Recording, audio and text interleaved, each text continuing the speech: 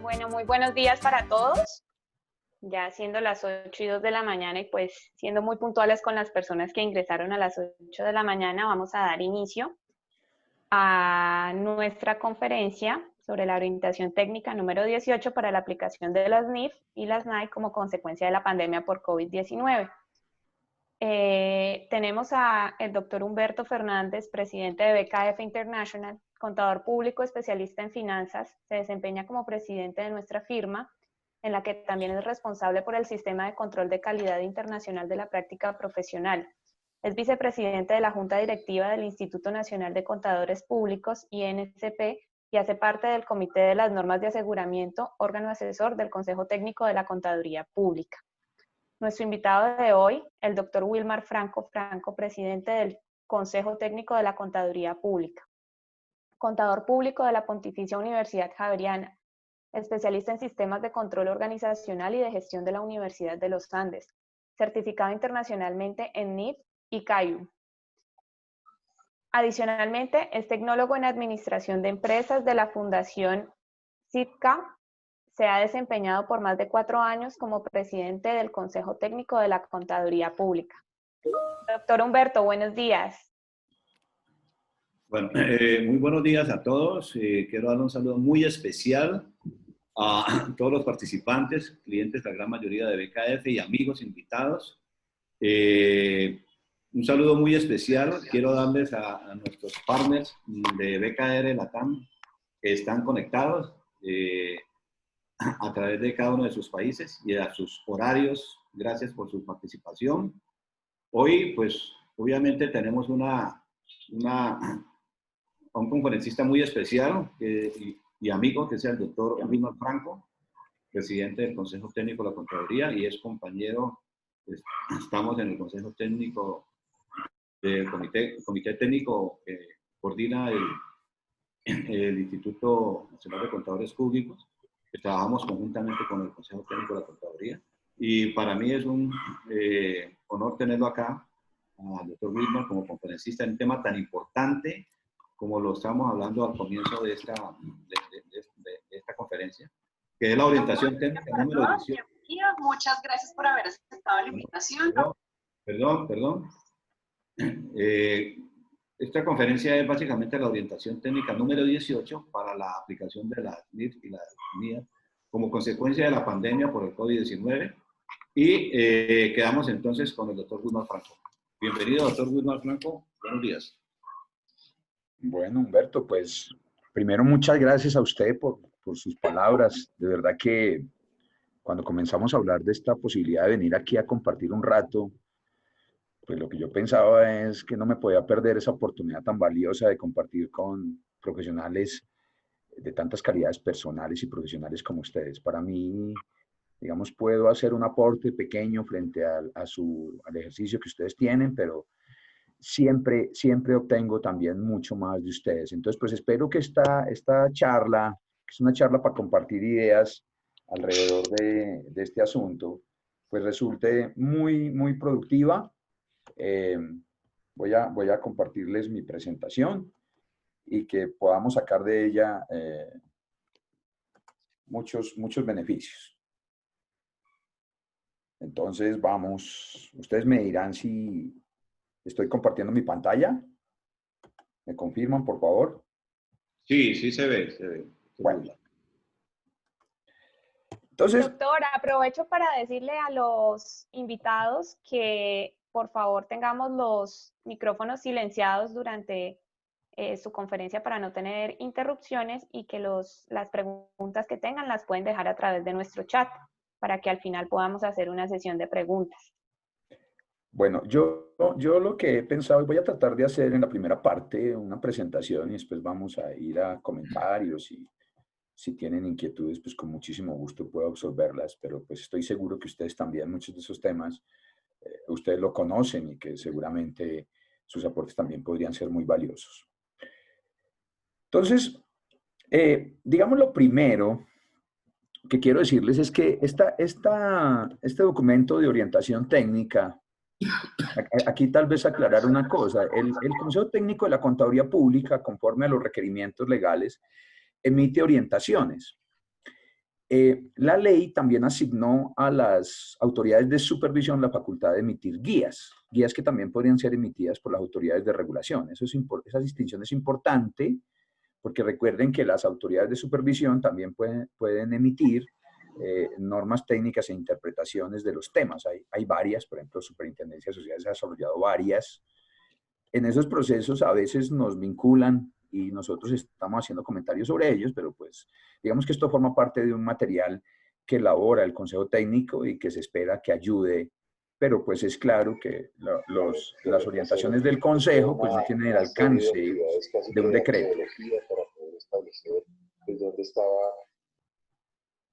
Entonces, esta orientación fundamentalmente tiene 6 bloques. Digamos, cuando comenzamos a mirar esta orientación, el Consejo Técnico tenía en principio la idea de ver cuál era el impacto en las normas de información financiera y particularmente en las normas de información financiera locales. Y aquí también hay un asunto que quiero aclarar. Miren que me he referido a las normas de información financiera locales, porque nosotros en Colombia, y para los que están en otros países, nosotros en Colombia hemos desarrollado como 3 niveles de normas, parecido a las propuestas de ISAR que se proponían hace algún tiempo. Y pues esas normas están alineadas con estándares internacionales. Pues fundamentalmente hay 2 estándares de información financiera, el de las empresas listadas y el de pymes. Nosotros hemos incorporado por vía de la incorporación en decretos esta normativa, pero es importante tenerlo en cuenta porque las NIF locales no necesariamente son equivalentes al libro rojo o al libro azul. Esas normas están en un decreto. Digamos que hoy uno pudiese tener un nivel de cumplimiento de todas las normas internacionales de información financiera en un alto nivel. Yo creo que más del 99.9%. Pero pues esas normas están en un decreto y cuando se haga referencia a las normas locales, pues tendrá que hacerse referencia a ese decreto, porque es muy importante hacerlo. A veces vamos a mirar las normas nuevas que están siendo expedidas y es importante tener en cuenta que hoy en Colombia eso es el decreto 2270 del año 2019 que compila toda esta normativa. El otro conjunto de normas que tiene esta orientación pues está relacionado con las normas de aseguramiento. Pero pues yo diría que tal vez está relacionado más bien con las normas que emite la Junta de Auditoría y Aseguramiento. Ustedes saben que la Junta de Auditoría y Aseguramiento, pues lo que primero que emite es una norma de calidad, pero que esa norma de calidad pues se aplica cuando usted presta servicios de aseguramiento, que son todo el tema relacionado con las normas de auditoría y revisión de información financiera histórica, y lo que uno llamaría los exámenes, que son las otras normas de aseguramiento. Eso es el conjunto de normas de aseguramiento.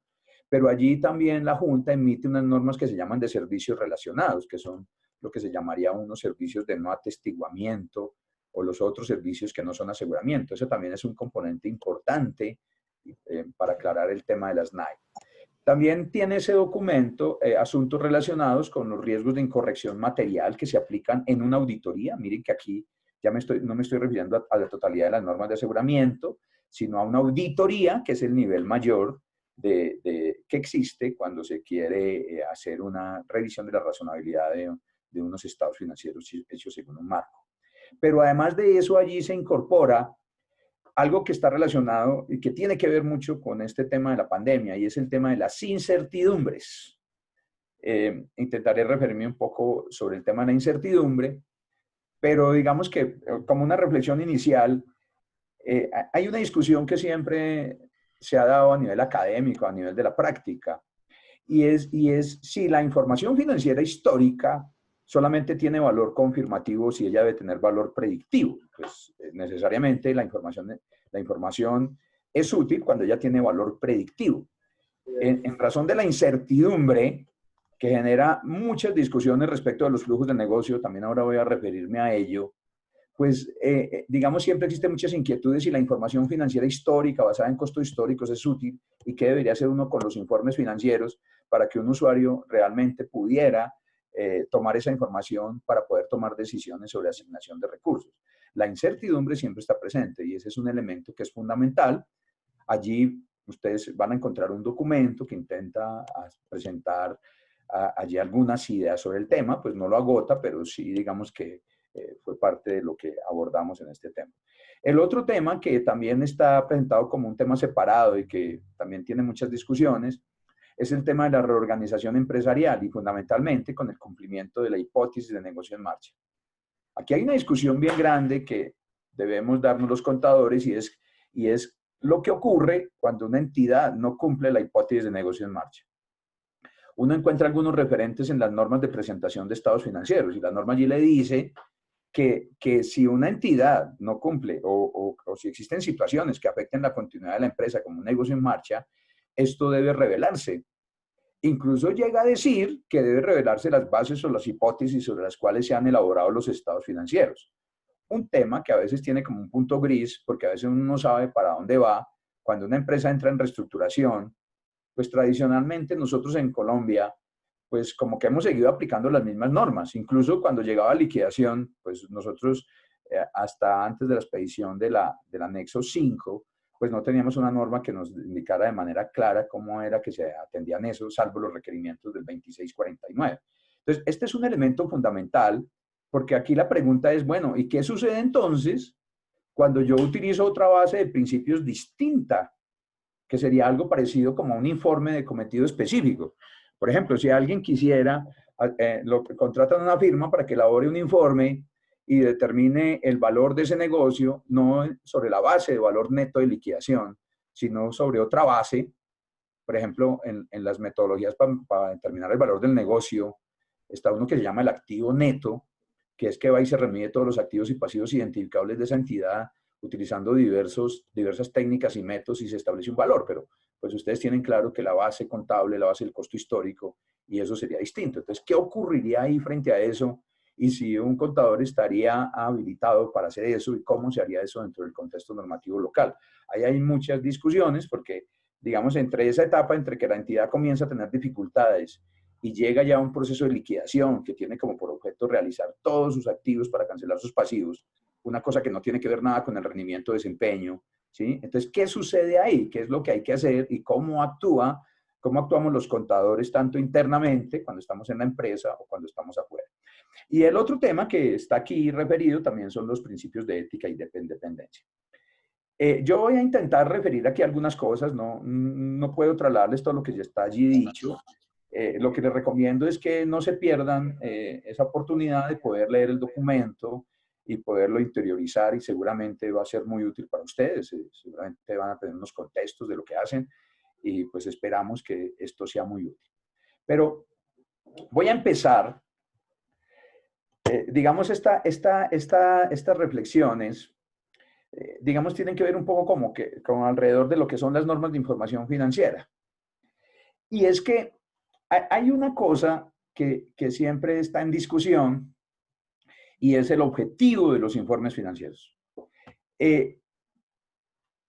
Cuando uno va y mira los objetivos de un informe financiero de propósito general, allí claramente están establecidos cuál es el propósito y quiénes son los usuarios. Los usuarios, pues fundamentalmente de las normas de información financiera, son los inversionistas, prestamistas y otros acreedores.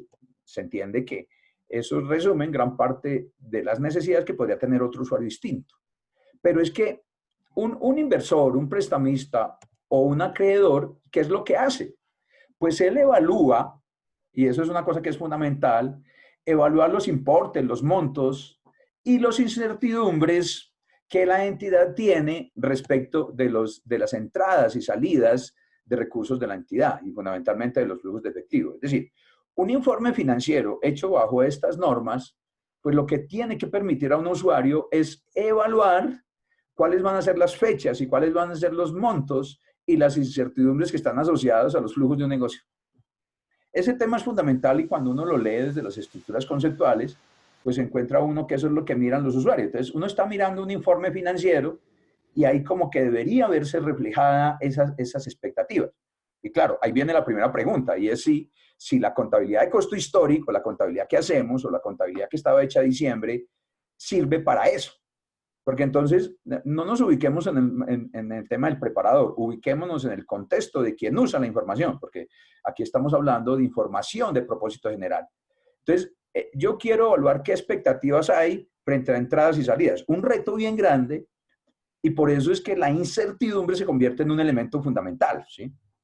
Si algunos se han tomado la molestia de revisar la estructura de conceptos, del marco conceptual de las normas, la incertidumbre allí es un elemento que es fundamental. Inclusive, pues comienza uno a hablar de la incertidumbre desde el punto de vista de la existencia. Es decir, si hay mucha incertidumbre, uno tiene dudas si existe un activo o pasivo. Entonces, al tener dudas sobre si existe un activo y pasivo, pues no se reconoce porque la incertidumbre es tan alta. Pero muchas veces la incertidumbre es un elemento tan importante para las decisiones de un tercero que yo tengo que ver formas de poder incorporar elementos sobre esa incertidumbre dentro del estado financiero. Y no me estoy refiriendo a que sea reconocida como activo pasivo y se ponga en el balance. Me estoy refiriendo a que muchas veces un dato en condiciones de incertidumbre es más útil que los mismos que están en el balance. Y pues eso tendría reflejo como en las notas, ¿no?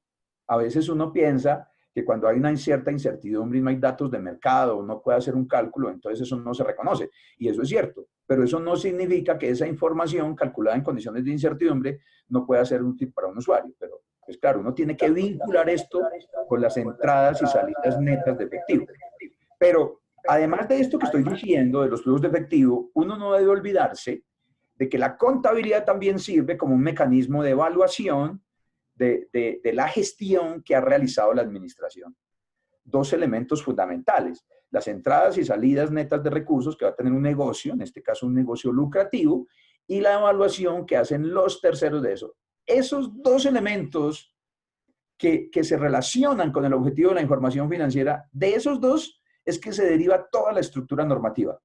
En las estructuras de las normas de información financiera, el objetivo siempre es el fundamento y todo lo demás se deriva de ese fundamento.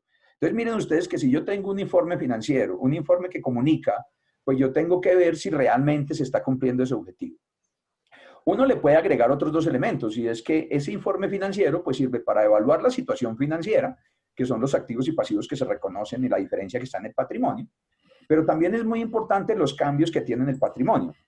Esos cambios del patrimonio, pues uno los asocia con el resultado, porque el patrimonio cambia cuando no son transacciones con los propietarios, pues cambia por lo que está en el resultado. Cuando se adopta el enfoque integral de resultado, pues uno separa el rendimiento principal, que es el del resultado de la actividad operativa, de las transacciones, de otro resultado que probablemente no tiene efecto en ese periodo y que lo tendrá en periodos futuros. Y eso es lo que nosotros llamábamos tradicionalmente los superávit por valorizaciones que estaban en el patrimonio y no se colocaban en el resultado, y que hoy son partidas que trasladamos como una adición al resultado y que llamamos el otro resultado integral.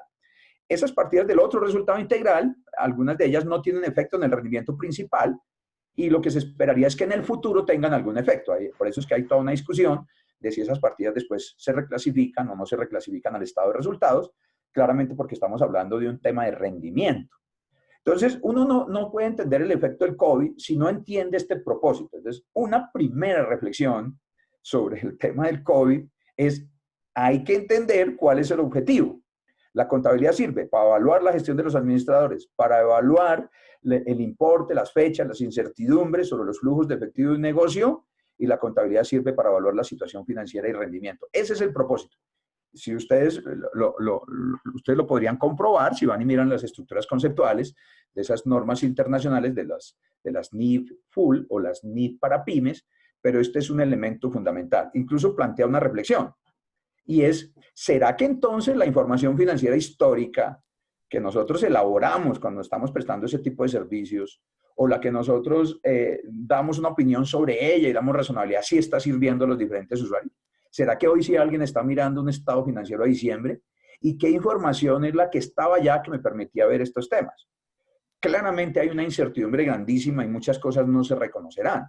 Y tal vez una reflexión es: ¿cómo hacemos entonces para dar mayor valor a esa información y a esos usuarios que toman decisiones? Entonces, primera reflexión frente al tema del COVID, y creo que si entendemos eso, pues vamos a poder entender todo lo que está derivado después de todas las normas que puedan existir. Pero hay una segunda reflexión que quiero hacerles. Este gráfico que está aquí es un gráfico que me tomé de una presentación que hicieron unas entidades que son responsables de los temas sociales, ambientales y de gobierno, sostenibilidad, el año anterior en una reunión del grupo ISAR. Y a mí me parece muy interesante porque si ustedes pueden ver cómo se relacionan los años con los riesgos, pues uno puede ver un cambio total en los riesgos de las empresas. Entonces, hace 10 años, seguramente los riesgos económicos, los riesgos financieros eran fundamentales. Pero si ustedes ven lo que está pasando hoy, pues los riesgos tecnológicos tienen una gran relevancia. Y hay un tema que se ha ubicado con mayor fuerza, que es el tema ambiental y el tema social. Todos esos temas son los temas que llamaríamos temas no financieros. Ahí existe un gran reto para la profesión y en esta época de pandemia pues están cobrando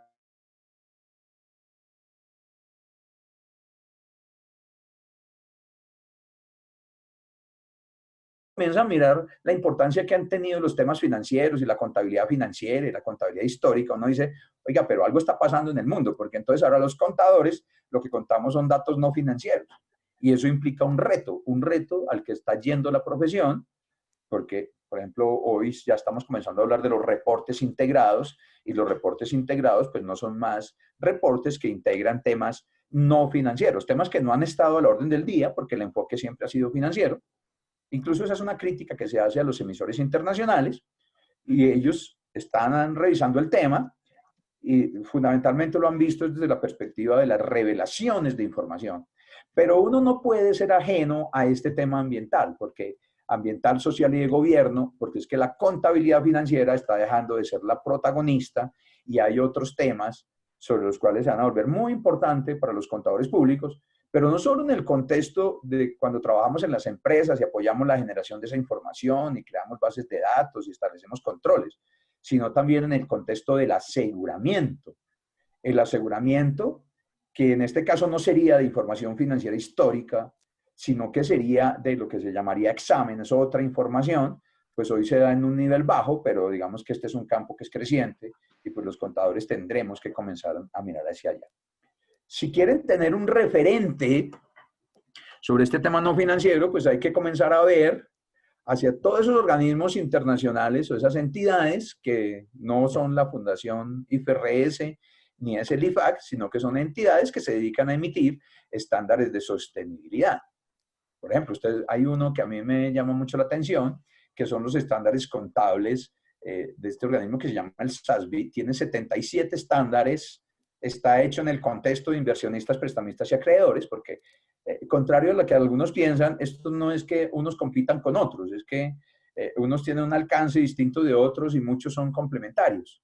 Entonces, existen muchos modelos, ahí está el SASB con sus 77 estándares sobre el tema de sostenibilidad, pero existe el CDP que habla de los temas del medio ambiente, existe todo este tema, la Junta de Estándares del Medio Ambiente que tiene un estándar, existe el GRI. Quiero decirles que en Colombia hay muchas entidades que desarrollan informes, elaboran informes de sostenibilidad. Uno encuentra una gran cantidad de reportes y la metodología que se usa es GRI, pero uno no puede desconocer la importancia que tiene todo este tema de los reportes integrados. En el caso específico de Colombia, recuerden que recientemente se pidió una ley que lideró el actual presidente de la República, que es la ley que habla de las empresas BIC que tienen mayor responsabilidad. Y está también todo este grupo que habla del clima. Entonces, estos son elementos que son fundamentales y creo que los contadores tenemos que comenzar a mirar hacia allá. Las firmas también tienen establecidos estructuras sobre este tema, pero claramente esta es una información que puede ser que se elabore, pero que a lo mejor no es comparable, no se elabora sobre bases uniformes y existe también preocupaciones por la estandarización de estos temas. Entonces, esa integración de temas financieros y no financieros, pues tiene una importancia muy grande y digamos que pues todo estos son asuntos que tenemos que integrar si uno quiere tener como un análisis de cómo es que entonces uno debe actuar en todo este momento que vivimos de crisis económica.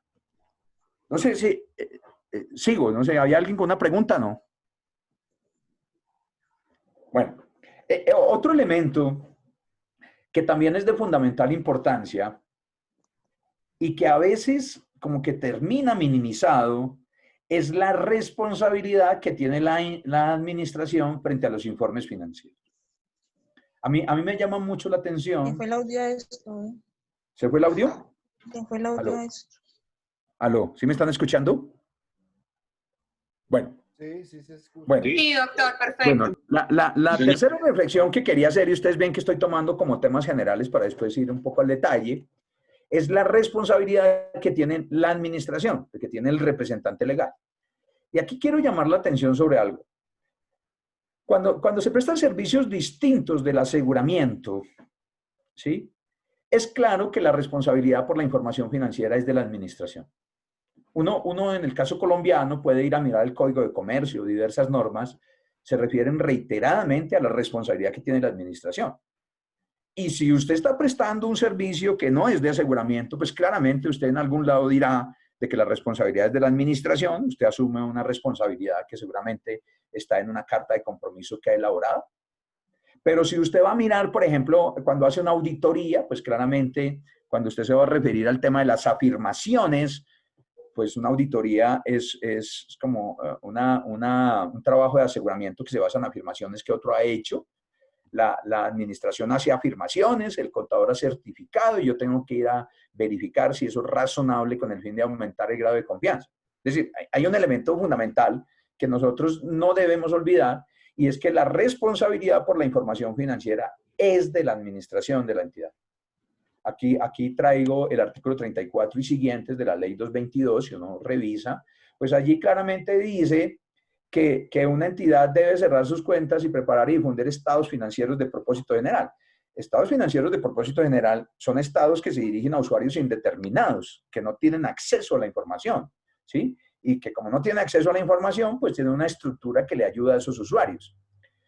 Aquí es muy importante también reflexionar sobre qué sucede cuando a mí me contrata para hacer un estado financiero que no es de propósito general y cómo se manejaría eso en el caso colombiano. Es lo que nosotros llamaríamos los estados financieros de propósito especial. Que incluso, pues si uno va y mira las normas de auditoría, hay una norma, la NIA 805, que claramente se refiere a los estados financieros de cometido específico, que están hechos para usuarios específicos.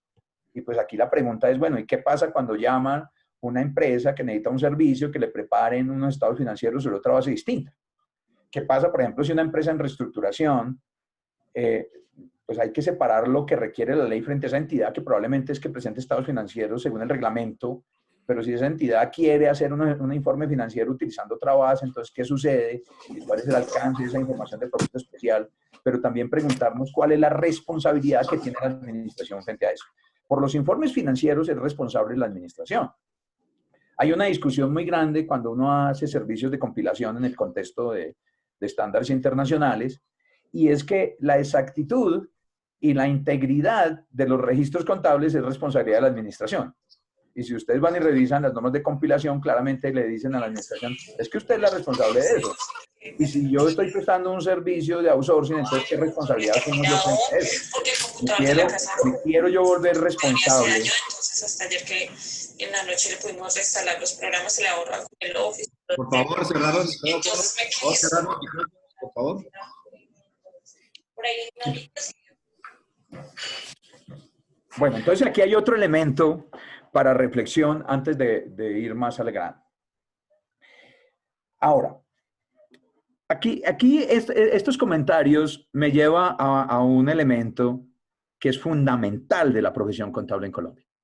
Porque la ley 43 nuestra, que es la ley que regula digamos, el desempeño profesional o las actuaciones profesionales, pues dice que el contador público, el que está titulado, el que tiene una tarjeta, el que le da una tarjeta a la Junta, pues es un profesional independiente y es función exclusiva de él emitir certificaciones sobre balances y otros estados financieros, pero también expresar opiniones. Ahí como que se está separando el tema de certificación que hacen los contadores y el tema de las opiniones. Una opinión es una certificación mucho más calificada. La pregunta es, bueno, y cuando entonces un contador está en la empresa y un contador ayuda a preparar la información y él entonces va y pone su firma allá, pues creo que todos tenemos claro que ese no es un servicio de aseguramiento. Pero entonces, ¿cuál es el alcance que tiene esa información? Esa información significa entonces que si el contador firma es que asumió una responsabilidad igual a la administración, le trasladó a la administración su responsabilidad.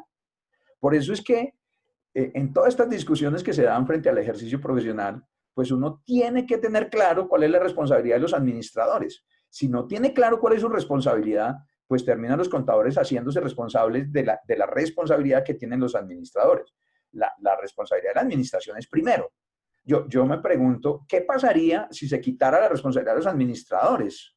Y si eso sería adecuado, ¿qué pasaría entonces con todo el tema de no atestiguamiento o el tema de aseguramiento? Porque el fundamento de esto es que lo que hacen los contadores cuando dan aseguramiento es aumentar la confianza porque son contadores independientes.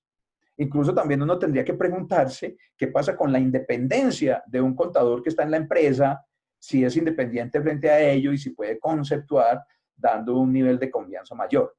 Lo que uno ve claramente aquí es que hay como diferentes niveles de certificación y ese es un asunto que es muy importante tenerlo en cuenta cuando estamos hablando de los servicios que está prestando y también cuando estamos hablando del tema de la pandemia, porque pues, digamos, hay un efecto grande en la información financiera. La información financiera seguirá teniendo el mismo objetivo porque no ha cambiado. Es decir, el objetivo de los informes financieros que ya les refería, pues no cambia frente a la pandemia, pero sí existen retos grandes frente a ello. Solo una reflexión que es muy interesante para los contadores públicos. Y no me estoy refiriendo a los que son revisores fiscales ni a los que hacen auditoría externa, que están afuera y que son independientes, que tienen una connotación distinta. Me estoy refiriendo a los que están adentro de la empresa. Porque es que la ley nuestra dice que el certificado, la opinión o el dictamen de un contador debe ser claro, preciso y ceñido estrictamente a la verdad. Yo me he preguntado si un certificado por un contador que está en la empresa debe cumplir esa condición, entonces, pues eso no es como más que la revisión. La revisión es un servicio de aseguramiento. Y entonces, si hay un contador público que está ceñido a la verdad y que cuando firma ahí da fe pública y dice eso es cierto y eso tiene una presunción de legalidad, uno se pregunta entonces, ¿y qué pasa entonces con las revisiones? ¿Será entonces que la certificación debería entenderse como un servicio de atestación? Ahí hay un tema y una responsabilidad que es muy importante porque los contadores públicos certificamos. Si ustedes van y revisan lo que dice la ley 43 de 1990 al inicio, allí dice que la dependencia laboral inhabilita al contador para dar fe pública sobre actos del comerciante. Lo dice claramente. Eso viene de hace más de 60 años porque en la ley 145 del 60 decía lo mismo. La diferencia es que en la ley 145 decía que esa inhabilidad no aplicaba para los revisores fiscales. Pero la ley 43 agregó un párrafo y dijo que esa inhabilidad tampoco aplicaba para los contadores en las empresas cuando no había revisor fiscal. Una reflexión interesantísima sobre el tema de la independencia y el tema de la responsabilidad que tenemos los contadores, porque es claro que un contador público, además de tener una responsabilidad con la empresa y defender sus intereses, y me estoy refiriendo al que está en la empresa, pues también tiene una responsabilidad con la sociedad. Eso en la ley 43, en los artículos 35, 36 y 37 es fundamental. Y entonces esa firma del contador que está allá es importantísima. Ahora, no quiero reducirme solamente a los que firman, porque es que hay equipos muy grandes que no firman, que están apoyando a la empresa. Esos también tienen una responsabilidad, pues aun cuando no firman y no tendría esta connotación de certificación, pues sí tienen una responsabilidad de actuar de acuerdo con principios éticos. El código de ética que está en nuestras normas, pues dice que los contadores en las empresas, los que son empleados, los que apoyan todos esos temas, así no firmen, pues también tienen una responsabilidad de actuar de acuerdo con unos principios, porque hay una responsabilidad que es social detrás de ellos. Pero sí es importante verlo porque ahí podemos ver reflejado los diferentes roles que asumimos en las empresas para poder entender qué es lo que pasa entonces con nuestras responsabilidades cuando estamos hablando de todos los efectos de esta situación que vive el mundo actualmente. Esa era como la introducción. Miren que lo que he hecho es simplemente referirme a unos objetivos, hacer una referencia a los temas no financieros y tratar de establecer como unas distinciones frente a los que son servicios de aseguramiento y no aseguramiento. Voy a referirme ahora al tema de las normas de información financiera, y particularmente las normas de información financiera que han sido emitidas en Colombia, para que ustedes lo tengan presente. Entonces, creo que ya lo había indicado, y ustedes saben que en Colombia pues existen unas compilaciones donde están las normas. Las normas de información financiera locales, para el caso específico de una empresa del Grupo 1, pues son las que están en el decreto 2270 del año 2019. A veces uno llega y coge el libro azul emitido del 2020, o el libro rojo emitido del 2020 y coge eso y cree que con eso trabaja, ¿no? En Colombia, la norma obligatoria es la que está en el anexo, para empresas del grupo 1, pues sería la que está en el anexo 1 del decreto 2270. Si uno pensara en normas de entidades que no son grandes, ni listadas, ni de interés público, pues tiene que ir a la norma de pymes. La norma de pymes está compilada en el decreto 2483 del año 2018 y corresponde a la versión última de los estándares internacionales. Es importante que lo tenga en cuenta porque, pues derivado de la ley 1314, pues en Colombia hay unos marcos normativos que fueron emitidos para el caso específico, y ese es un tema que amerita una reflexión bien interesante, y es lo que nosotros llamamos el grupo 3, porque en Colombia, para los que no son colombianos, pues se emitió una norma local. Esa norma local no tiene como base las normas internacionales de información financiera. Es una norma simplificada. Es una norma simplificada en requerimientos de medición, presentación y revelación.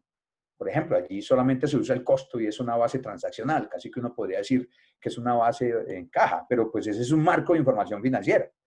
Y podrían prestarse servicios en entidades del grupo 3, uno podría prestar servicios de compilación o aseguramiento frente a ello, pero es claro que el marco de información financiera pues es un marco muchísimo más sencillo. Entonces, es necesario entender esa estructura normativa, pero nosotros tampoco debemos olvidarnos de que existen otras estructuras que aplican para las entidades del sector público, que tienen otros marcos de información financiera. Porque cuando yo presto un servicio, sea de atestiguamiento o no atestiguamiento, pues entonces yo tengo que tener claro cuál es el marco de información financiera aplicado. Definir el marco, pues es de la administración de la entidad y con base en él es que estableceré si la información es razonable o no. Esto genera unas diferencias, porque la información del sector público es distinta de la información del sector privado. Entonces, es muy importante que uno tenga en cuenta cuáles son esas normas. Pues si quisiera ver las del sector público, tendría que ir a la contaduría, a ver cómo es que allí se aplica. Ustedes saben que en la contaduría hay entidades gubernamentales que se tiene una adaptación a las NIC-SP internacionales, pero en el caso de empresas del gobierno no listadas hay un desarrollo que ellos hacen a partir de las NIF, pero que es una adaptación, no son las normas, y eso pone retos porque siempre el referente pues tendrá que tener un marco de información financiera. Entonces, eso forma parte de los desarrollos que han habido en nuestro país. Una reflexión sobre el tema de lo que nosotros llamamos en Colombia el grupo 1, que aplica lo que se llama en el mundo las NIF completas, pues ustedes encuentran que el mundo hoy, la mayoría de países, pues aplican estas normas. Toda Latinoamérica, salvo creo que es Bolivia, no tiene una aplicación según este mapa. Eso es importante tenerlo en cuenta. Pero si uno mira el mundo de las pymes, pues también hay una caracterización aquí muy interesante, y es que en casi toda Latinoamérica y por supuesto en Colombia, pues se aplica la NIF para pymes, como ya lo decía. Estos son dos estándares internacionales. En otros países que no aplican la pyme, pues seguramente tendrán emisores de estándares distintos. Por ejemplo, en este caso, México no aplica la norma de pymes, habría que excluirlo. Ellos tienen una sola norma, digamos, ya han tomado otras decisiones, pero pues ustedes saben que en Colombia, digamos, existe esta estructura. Pero además de eso, no se olviden de los otros marcos de principios. Y lo digo por una cosa. En el sector privado hay un grupo 3 que no es ni el de full ni de pyme. Eso es para las microempresas. Quiero recordarles y decirles que en Colombia, y yo creo que eso también sucede en los países latinoamericanos, si uno mira cifras que uno encuentra de los reportes de Confecámaras, que es quien hace los registros de las empresas, uno encuentra que en Colombia, incluso en el decreto 772 que se expidió con objeto de la pandemia, allí hay unas cifras que dicen que en Colombia hay 1.171.000 personas naturales comerciantes, así lo dice. A mí me llama la atención, porque creo que no todos los 1.171.000 pueden ser comerciantes, podrían ser algunos que no lo son. Pero esas son personas naturales. Y en Colombia las personas naturales están obligadas a llevar contabilidad por disposiciones legales. Pues no obstante, pues no se establece si podrían llevar una contabilidad simplificada, porque solamente la contabilidad es de causación, pero pues ahí hay digamos, un área de trabajo de los contadores bastante grande, que es el de las personas naturales y de los servicios personales. Y después dice que hay como unas 490.000 sociedades que ya son estructuras ya societarias de personas o de capital, ¿sí? Pero cuando uno mira todo ese conjunto, pues uno encuentra que la mayoría de esas entidades son micros y empresas. Eso es un valor como el 97%. Ahí hay una reflexión muy grande sobre esto, porque pues entonces uno tendría que preguntarse qué tipo de servicios son los que los contadores estamos dando allí, y pues el efecto que tiene el trabajo de los contadores pues dependerá del tipo de servicio que allí se preste. Aquí hay un dato del RUES. Miren ustedes, este dato lo tomé del documento COMPES 3956, que es el documento de formalización empresarial en Colombia, y a uno le llama la atención estas cifras. Son cifras que están al 2017. Yo ya les decía que unas cifras actualizadas están en el decreto 772. Pero miren ustedes aquí que si usted mira, el 96.5% de las empresas de nuestro país, y de eso el mayor porcentaje son personas naturales y no personas jurídicas, son micros. El 2.7 son empresas, y mire que solo queda como un 1% para repartir entre las empresas grandes y medianas, que probablemente son las que tienen una mayor actividad económica, pero pues la pregunta es, ¿dónde es que están los contadores y qué servicios son los que necesitan esas entidades? A veces yo tengo una preocupación porque miramos para lo grande y entonces no pensamos en las micros y pequeñas y cuáles son los servicios entonces que necesita una pequeña. Muy probablemente son servicios que no son de aseguramiento, y muy probablemente allí también es donde está una parte importante de la provisión contable de este país. Ahí les dejo ese dato, miren el del 772, que también tiene un referente, pero no se olviden tampoco de que recientemente apareció un decreto el año pasado, que tiene vigencia a partir de este año, en el que se establecieron unas clasificaciones distintas. Entonces, para efectos de lo que decía la ley 590 o 905, allí se establecieron unas clasificaciones que se fundamentan en los ingresos. Y si ustedes ven allí se clasificó por diferentes sectores. Eso seguramente traerá un cambio, y pues volverá a decirnos que nosotros somos un país de pequeños negocios y que nuestros servicios pues tendrán que estar alineados con las necesidades de esas empresas. Es probable que tengamos muchísimas empresas pequeñas, y nosotros pues tendremos que mirar hacia allá. Hasta aquí, digamos, he hecho unas consideraciones generales para poder entrar, digamos, ya en impactos más específicos de lo que ustedes pueden encontrar allí dentro del documento del 218. Voy a referirme ahora ya a temas más específicos, pero pues uno no puede referirse a ellos si uno no mira estas estructuras. Entonces, ya voy a entrar como a elementos específicos que uno encuentra en los estados financieros, para tratar de plantear algunas reflexiones sobre ello. Y después de que termine esto, pues vamos a abrir como preguntas y discusión sobre estos temas. Entonces, un primer elemento frente a la pandemia, pues tiene que ver con el tema de lo que llamamos las inversiones en los instrumentos de patrimonio. A mí me parece que aquí es donde hay un reto grandísimo. ¿Por qué? Porque las inversiones en instrumentos de patrimonio en Colombia, pues generalmente son de empresas que no están cotizadas en los mercados de valores. Desde muchas empresas, seguramente aquí los contadores que están escuchando, los contadores colombianos, pues se acordarán del famoso valor intrínseco. Valor intrínseco es un valor contable, simplemente es una multiplicación del porcentaje de participación por el patrimonio, pero el patrimonio contable. Entonces era muy común que uno ajustara sus inversiones al valor intrínseco, porque estaba utilizando bases de costo. Entonces eso generaba como unos ajustes patrimoniales para indicar que podría haber un mayor o un menor valor. Pero claramente todos tenemos claro que el valor contable no es el valor de un negocio, porque la contabilidad no está hecha para determinar el valor del negocio. Eso es una cosa que es fundamental, ¿sí? A veces algunos piensan que cuando la contabilidad se pone a valor razonable, o si todo se midiera a valor razonable, ahí tendríamos el valor del negocio. No, la contabilidad es de base de costo histórico, y la contabilidad no tiene como propósito determinar el valor de un negocio. La contabilidad tiene un propósito, y es ayudar a los usuarios a tomar decisiones sobre asignación de recursos, y para eso suministra información que ayuda a los usuarios a ver los flujos que va a tener el negocio, a medir el rendimiento de desempeño, a evaluar la gestión de los administradores y evaluar la capacidad que la entidad tiene de generar flujo.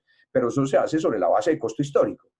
Cuando nosotros vemos el marco conceptual y vamos a los criterios de medición, pues claramente encontramos que la base de medición en la contabilidad es el costo histórico. Ello sin perjuicio de que algunas partidas en los estados financieros sean ajustados a valores razonables, pero ello no significa que el valor contable represente el valor del negocio. Entonces, eso es muy importante tenerlo en cuenta porque no busca la contabilidad establecer el valor del negocio.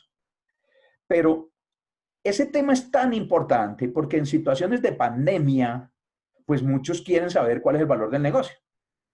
Cuando una entidad está en reestructuración, se sabe que si va a un proceso de liquidación, sus activos y pasivos tienen que ponerse a valor de liquidación. Y automáticamente es probable que sus activos no sean suficientes para cancelar el pasivo externo. Eso tiene mucha discusión. Entran en disolución, tienen que tener unas acciones frente a ello y entonces comienzan a aparecer otras formas de valoración del negocio porque entonces dicen, no, es que espere, mi patrimonio, mis pasivos son mayores que mis activos, pero es que en mis activos hay un poco de cosas que no están reconocidas.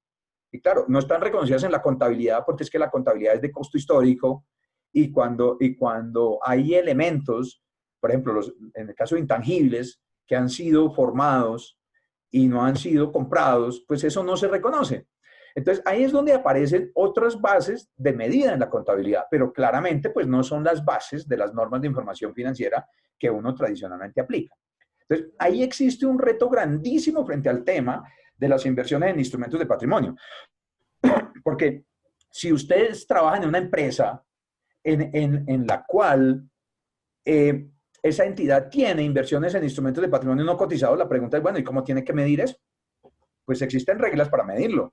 Reglas que van desde el costo, desde el método de participación o desde la consolidación, ¿sí? Y también eso hace que se distinga entre lo que es un estado separado y un estado consolidado, ¿sí? Hay grandes retos frente al tema de los estados separados.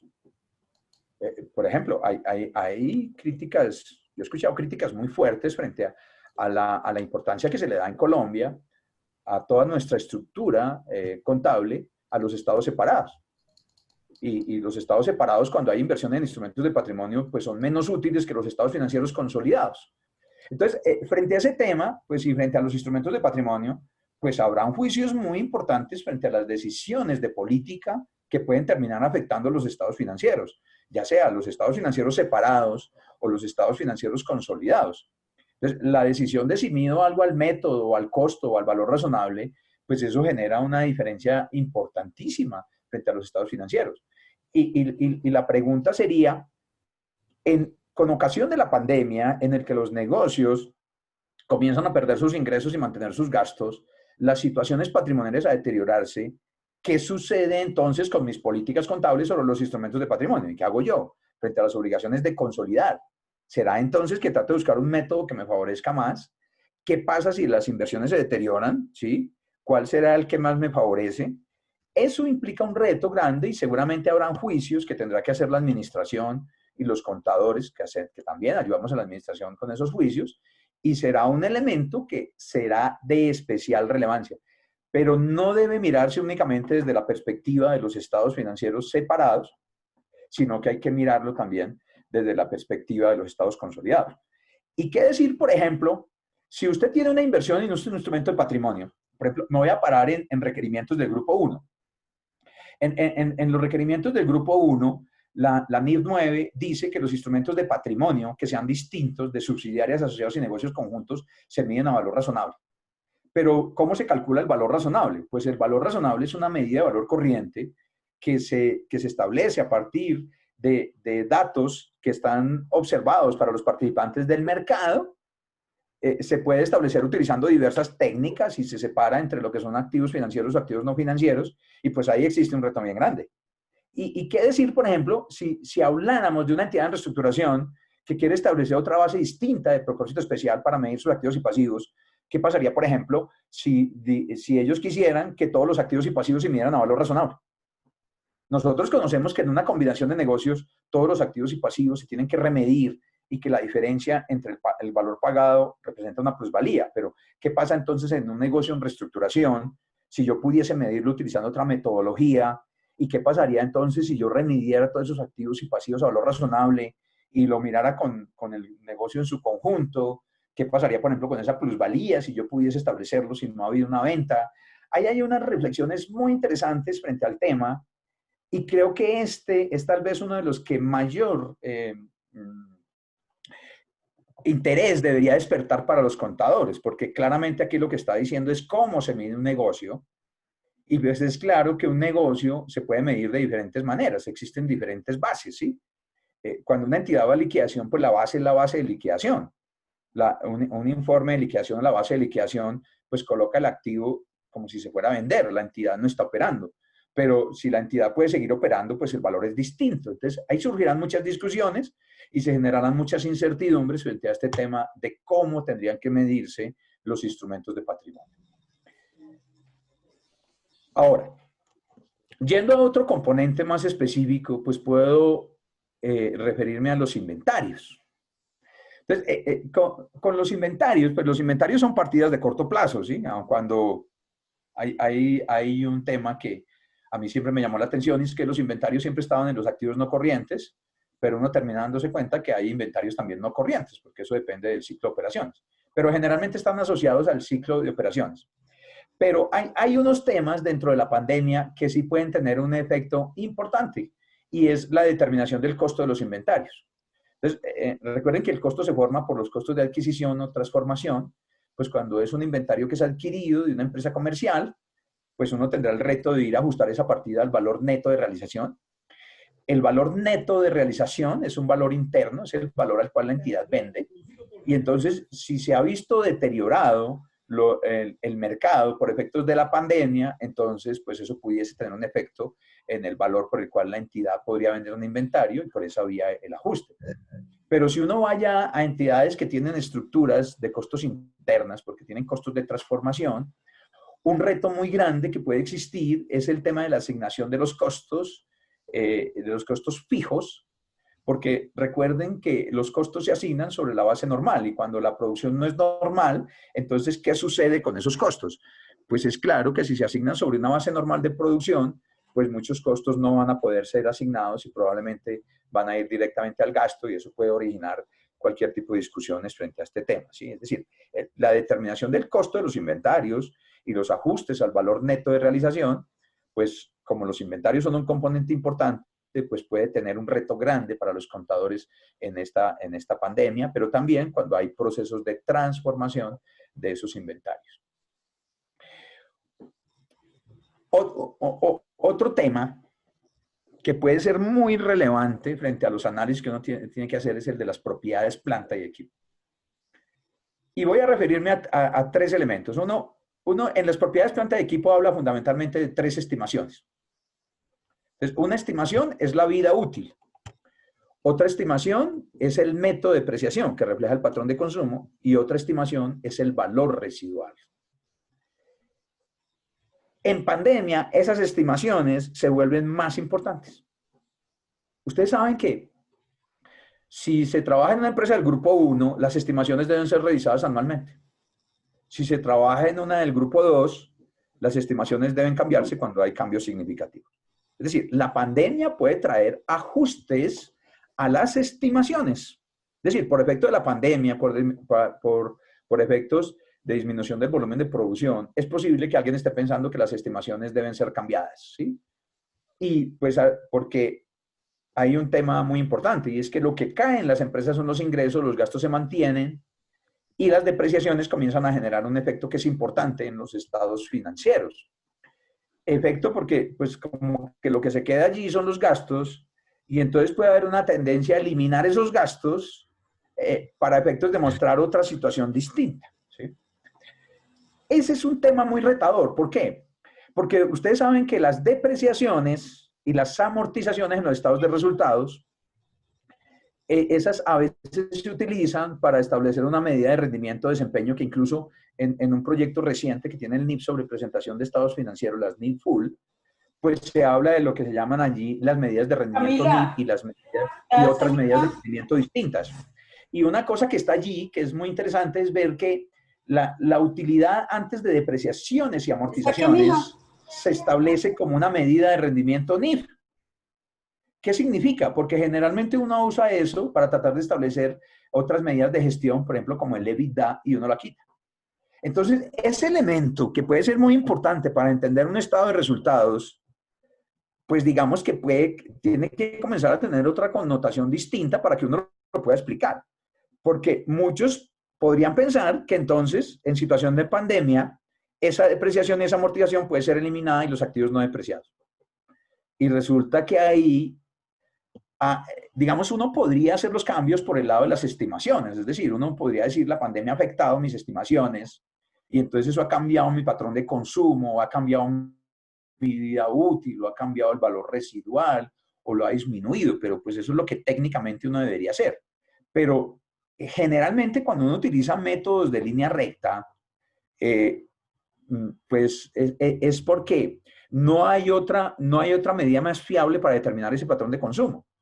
Cuando los activos no están siendo utilizados, igual podrían seguirse deteriorando, ¿sí? Y volviéndose obsoletas las tecnologías, y la depreciación podría seguir permaneciendo, porque no es necesariamente que se suspenda.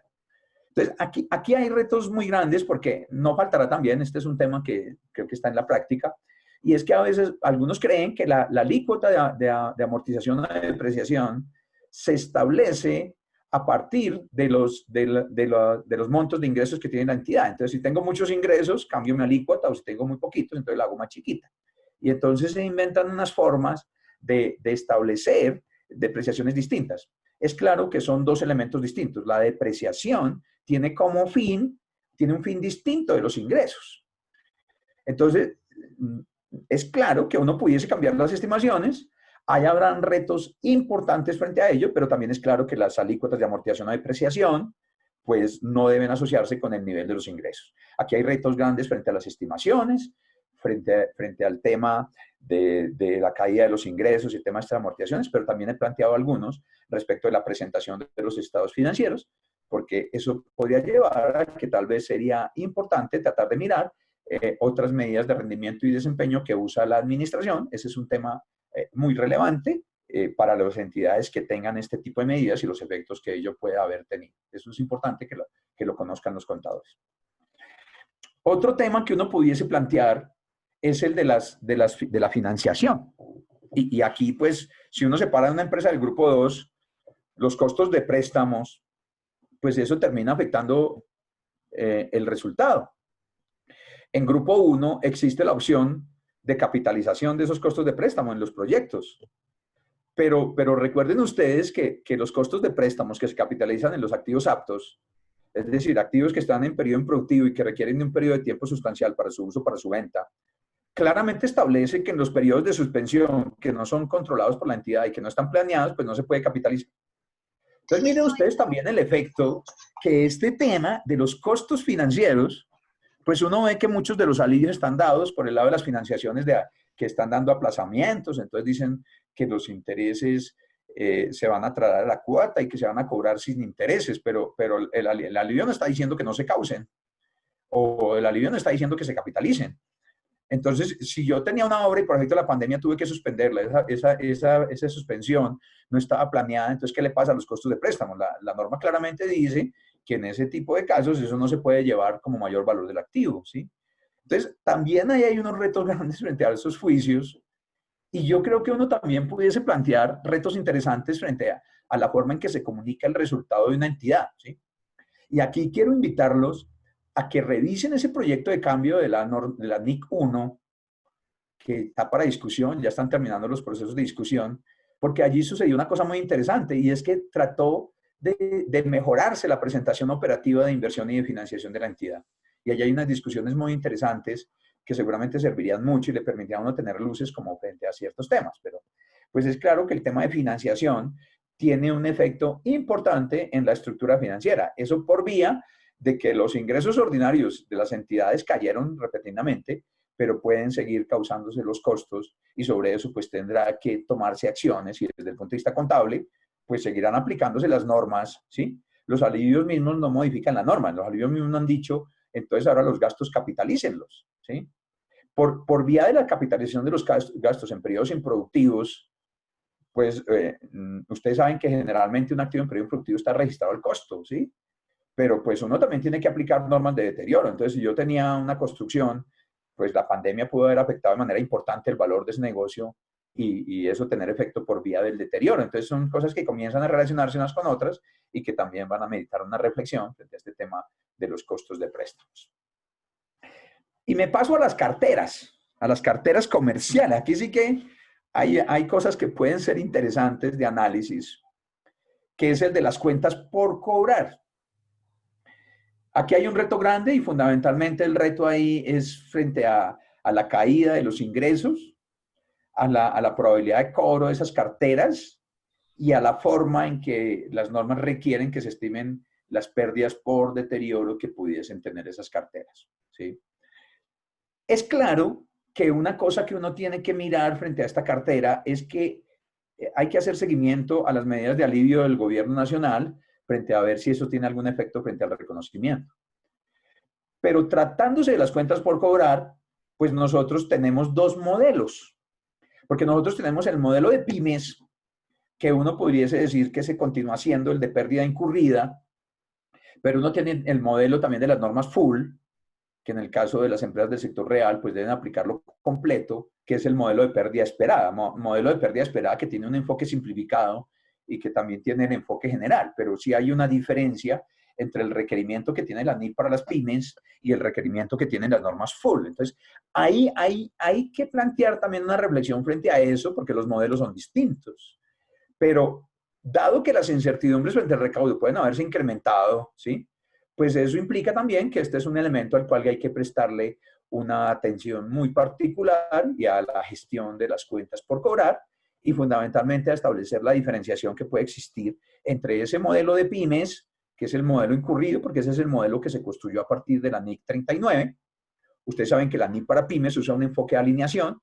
Me imagino que esa alineación está con las normas full, pero esa alineación se da aplicando criterios de simplicidad, de representación fiel, de menor complejidad, pero el modelo que está en la NIC para pymes es el modelo anterior y en las normas full, allí sí está explícitamente requerido el modelo de pérdida incurrida, que es el que también aplica en las entidades financieras, y que una entidad del grupo 1 pues tendrá que aplicar este modelo de pérdida esperada en su base simplificada. Aquí por ejemplo, hay un tema que es muy importante y es uno en entidades del sector real o carteras de un único vencimiento, usa un modelo que es el modelo de provisiones, que lo construye basado en información histórica. La pregunta es, si yo construí un modelo de provisiones basado en información histórica y esas cifras se incorporaron 5 años antes, al año 2019, ¿será que yo puedo aplicar ese modelo a lo que está ocurriendo hoy? ¿Será que ese modelo sí me incorpora situaciones como las que tienen hoy para aplicarle a la cartera? Y ese sí podría ser un reflejo adecuado de las provisiones de cartera. Tendré que considerar otras cosas. Y aquí tal vez hay un tema que lo voy a relacionar con el tema de las incertidumbres. Y fundamentalmente, uno cuando habla de incertidumbres tiene que hablar del valor presente. Y cuando uno habla del valor presente, pues uno necesariamente tiene que entender las dos formas de calcular un valor presente, porque el valor presente se puede calcular a partir de los vencimientos contractuales o los flujos contractuales, utilizando una tasa que incorpora el riesgo. Es decir, usted en la medida toma el flujo contractual, si el riesgo aumenta, pues entonces su tasa se vuelve mayor y por esa vía entonces usted hace una estimación del valor de la pérdida por deterioro. Pero hay otro modelo que es el que utiliza el modelo probabilístico de la pérdida esperada, y es que entonces a los flujos futuros les anexa una probabilidad, y después de haber establecido esa probabilidad de esos flujos futuros, entonces lo descuenta una tasa que ya no incorpora el riesgo, que son como las dos formas.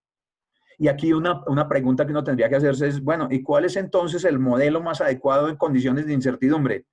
¿El modelo en el que tomo toda la tasa y acepto el riesgo o tomo el otro? ¿Cuál tendría que aceptar? Lo que uno ve es que ese modelo de pérdida esperada puede ser más adecuado frente a situaciones de incertidumbre, pero pues ese es un modelo que es probabilístico, que está asociado a perspectivas futuras, perspectivas que están siendo cambiadas también por los alivios que pueden estar siendo suministrados, y las expectativas que se tengan frente a la recuperación. Entonces, ahí hay un reto también bien grande frente a preparadores, frente a usuarios y aseguradores de información que tendrá que ser revisado. Eso, pues como ya lo indiqué, pues está relacionado con los flujos. Y aquí vuelvo sobre el tema de la reestructuración, ¿sí? Hay un tema que a mí siempre me ha llamado la atención y es, por ejemplo, cuando uno habla de que si una transacción tiene sustancia comercial o no la tiene. Entonces, cuando uno habla específicamente de las permutas. Entonces, a uno le dicen que si los flujos cambian, entonces la transacción tiene sustancia comercial. Y si no cambian, no tiene sustancia comercial. Pero frente a todo este reto de la pandemia, el problema es que los flujos del negocio cambiaron. Y esos flujos del negocio son los que terminan impactando las partidas que se presentan en los estados financieros, ¿sí? Cuando uno va a calcular un valor razonable, un valor en uso para determinar si hay deterioro, pues uno tiene que tener en cuenta los flujos, porque el valor en uso son los flujos del negocio. El valor razonable en un enfoque de ingreso, pues son los flujos del negocio. Y eso termina aplicándose a muchos de los activos. Entonces, ese tema, y aquí les hago una invitación, yo creo que en una situación como la actual, los contadores deberíamos tener un entendimiento muy claro sobre cómo es ese manejo de los flujos de caja, de los valores presentes y cómo eso tiene un efecto, ¿sí? Y yo sí los invitaría a que revisaran esa parte que está allí dentro de la guía, que sacó un resumen de los extractos de las estructuras conceptuales y de las normas, que podrían serles muy útiles y da algunas directrices sobre este tema de valor presente, porque me parece a mí que ese va a ser un elemento fundamental que se entienda esto en diferentes áreas, porque si usted quiere calcular el valor de negocio, pues los flujos cambiaron. Si usted quiere calcular el valor recuperable de un activo, pues si está en el modelo de ingreso. Es decir, el enfoque de ingreso es una de las técnicas que uno utiliza para hacer mediciones, ¿sí? Es una técnica y detrás de esa técnica pues hay diversos métodos.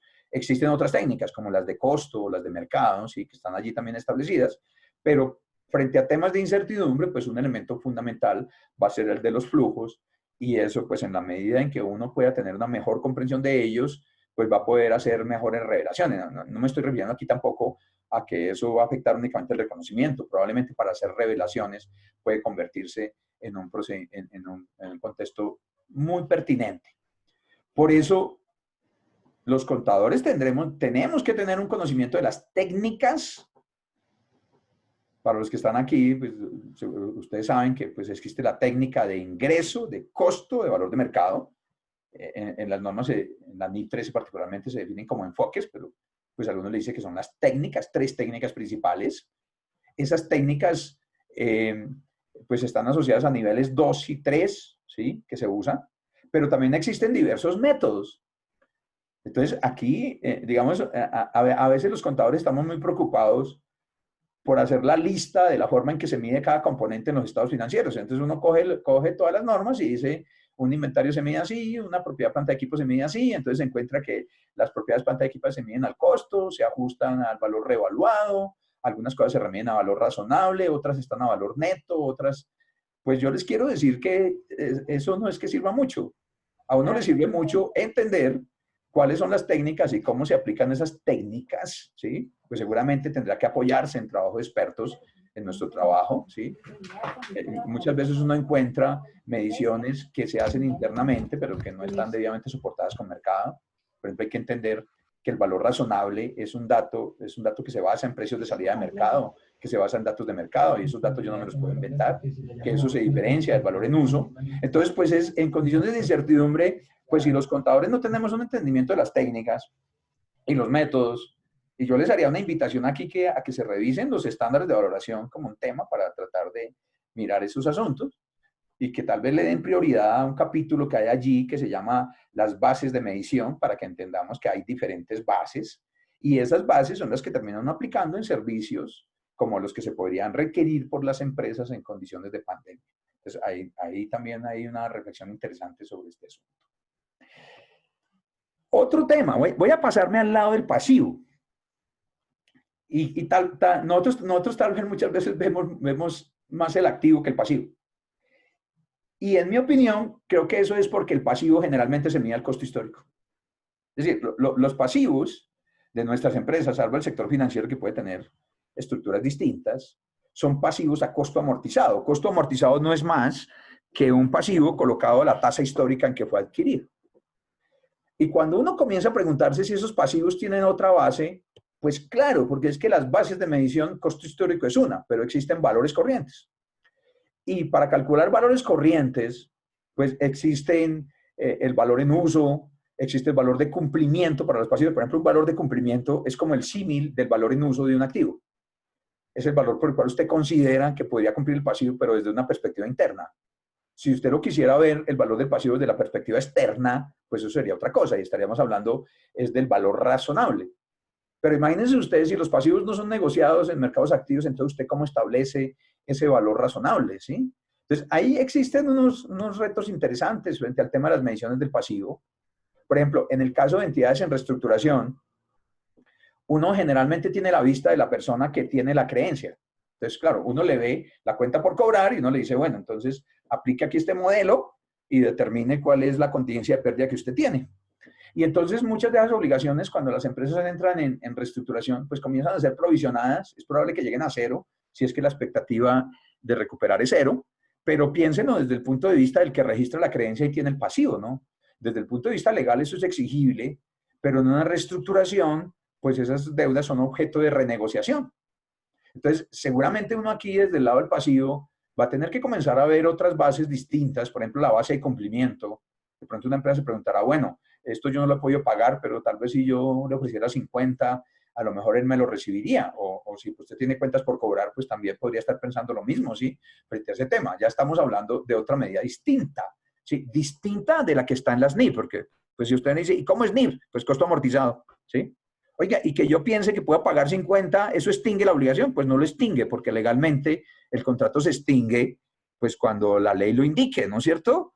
O los conceptos de baja en cuenta, que también serían pertinentes, pues tienen que cumplirse cuando la obligación se ha extinguido. Entonces, dos elementos hay fundamentales. ¿Cómo es que yo mido el pasivo? ¿Sí? ¿Y cómo es que cómo es que yo determino si lo puedo dar de baja? ¿Será que entonces si mi acreedor provisionó eso al 100%, yo puedo bajar de baja el pasivo? Pues claro que no, porque para que se cumpla la baja, pues tienen que cumplirse unos criterios de requerimientos que son los que están en las normas y que se refieren a los activos y pasivos no financieros. Pero entonces, ¿qué pasa si me dicen, bueno, yo quiero que usted me mida ese pasivo por valor de cumplimiento? Oye, ¿qué es valor de cumplimiento? ¿Eso qué es? Si yo sé, es costo amortizado. Y si eso no está en las NIF, entonces, ¿qué hago si me contratan para que determine el valor de cumplimiento? Eso va a ser muy común porque van a haber renegociaciones de activos, de pasivos, y esa información se va a convertir en una información muy importante. No puede confundirse con la información que se prepara según los marcos normativos, pero seguramente aquí existe un reto grande, ¿sí? Uno de los retos que pueden ser importantes es el de los contratos, porque recuerden ustedes que si un contrato en una entidad se vuelve oneroso y los costos de cumplir ese contrato comienzan a superar los ingresos, la norma requiere que se reconozca un pasivo.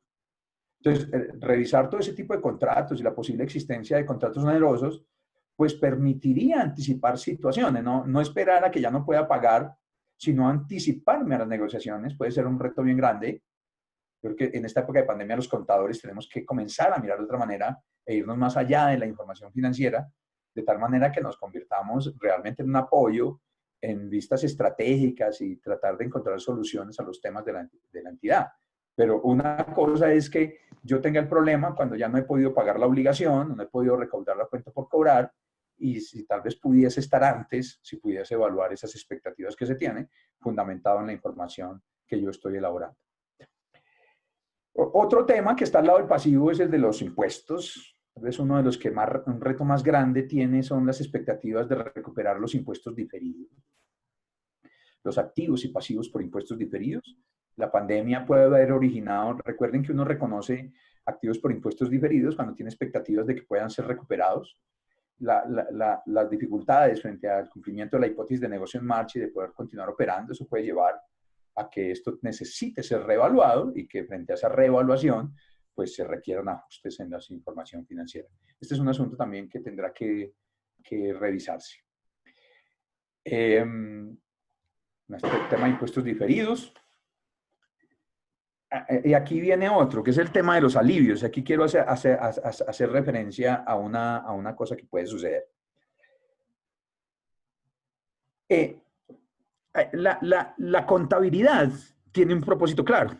Y la pregunta es si ese propósito cambia cuando estamos en pandemia. O si en la pandemia sigue siendo vigente la necesidad de tener información más transparente. En mi opinión particular, y así lo he expresado en diversos escenarios, es que hoy la transparencia sigue siendo importante y tal vez es más importante que antes, porque no es lo mismo cuando la economía está creciendo y todo el mundo está ganando a cuando está cayendo, ¿sí? Entonces, hay una tendencia en analizar los ciclos de una manera distinta. Entonces, cuando usted está en una etapa creciente, entonces a usted le gusta guardar para las vacas flacas. Entonces resulta que usted guarda, hace más provisiones y todo el tema, ¿sí? Y cuando usted está en la época decreciente, entonces hay una tendencia a que entonces ahora utilicemos lo que teníamos de antes, ¿sí? O también hay una tendencia a no mostrar la verdadera realidad. Eso afecta totalmente la transparencia. Eso no es cíclico ni contracíclico. La transparencia siempre debe estar, porque cuando usted está ganando mucho, si usted guarda, pues eso le impide tomar mejores decisiones sobre el rendimiento, porque la contabilidad mide el rendimiento. Y cuando usted está en una época difícil, pues no mostrar la situación real también impide que se tomen decisiones, ¿sí? Eso lo puede ver uno cuando empresas entran en reestructuración y ya han pasado muchísimas cosas alrededor de eso y no se tomaron las decisiones de manera oportuna. Luego, información más transparente ayuda a tomar decisiones oportunas. Entonces, nuevamente, cuando los ingresos caen, pueden haber una tendencia a que entonces los gastos no se lleven al resultado. Y si los gastos no se llevan al resultado, pues eso comienza a tener un efecto porque afecta al patrimonio y lleva a las entidades a causal de insolvencia. Y pues ustedes saben que hay unas normas sobre insolvencia, ¿sí? Pero no llevar un gasto donde es, pues significaría entonces, por ejemplo, suspender totalmente amortizaciones o depreciaciones o comenzar a registrar activos diferidos que sean amortizados en otros periodos. Eso claramente son activos que no son reales, que irían en contra de los marcos normativos que han establecido y que claramente están afectando el rendimiento. Entonces, pues eso termina teniendo un efecto en la situación financiera, en mi opinión es menor, pero termina teniendo un efecto mayor es en el rendimiento o desempeño. No debemos olvidarnos que la medida de rendimiento o desempeño de un negocio, el estado de resultados, es una estructura que es fundamental para que los usuarios puedan tomar decisiones sobre asignación de recursos. Entonces, si yo por vía de mostrar una mejor situación financiera decido capitalizar gastos o suspenderlos, pues por esa vía estoy afectando también la medida de rendimiento o desempeño del negocio. Y por esa vía también, como se supone que los estados financieros son de propósito general, pues estoy afectando la información que utilizan los usuarios para tomar decisiones sobre asignación de recursos. Y si el rendimiento no es el real y la información no es transparente, pues esos recursos no se están asignando bien y seguramente ahí estaría en entredicho la confianza que tienen los usuarios en nuestros servicios, porque los usuarios creen en los contadores y piensan que los contadores decimos la verdad frente a esta situación. Entonces, miren ese reto tan grande que tiene entre aplicar las normas, pensar que puedo colocar un activo que no es activo, pero probablemente ese tipo de juicios serán realizados por la administración, por los contadores. Nosotros tenemos incidencia en ellos, tenemos responsabilidades distintas, pero pues es necesario que se tenga en cuenta ese tema. Seguramente hay que mirar otras formas de mostrar el rendimiento, desempeño, ver el negocio de otra manera, ¿sí? Pero tratándose de información de propósito general, pues se supone que esta es una información que se dirige a usuarios indeterminados, ¿sí? Salvo que entonces fueran informes de cometido específico, porque entonces ahí la cosa sería distinta. Yo les quiero decir que uno también puede dar aseguramiento sobre un informe financiero elaborado sobre bases fiscales, pues dirá que lo hace sobre bases fiscales, pero es que cuando uno habla de los informes de propósito general y es la información con la cual nos relacionamos, pues el asunto tiene otra connotación.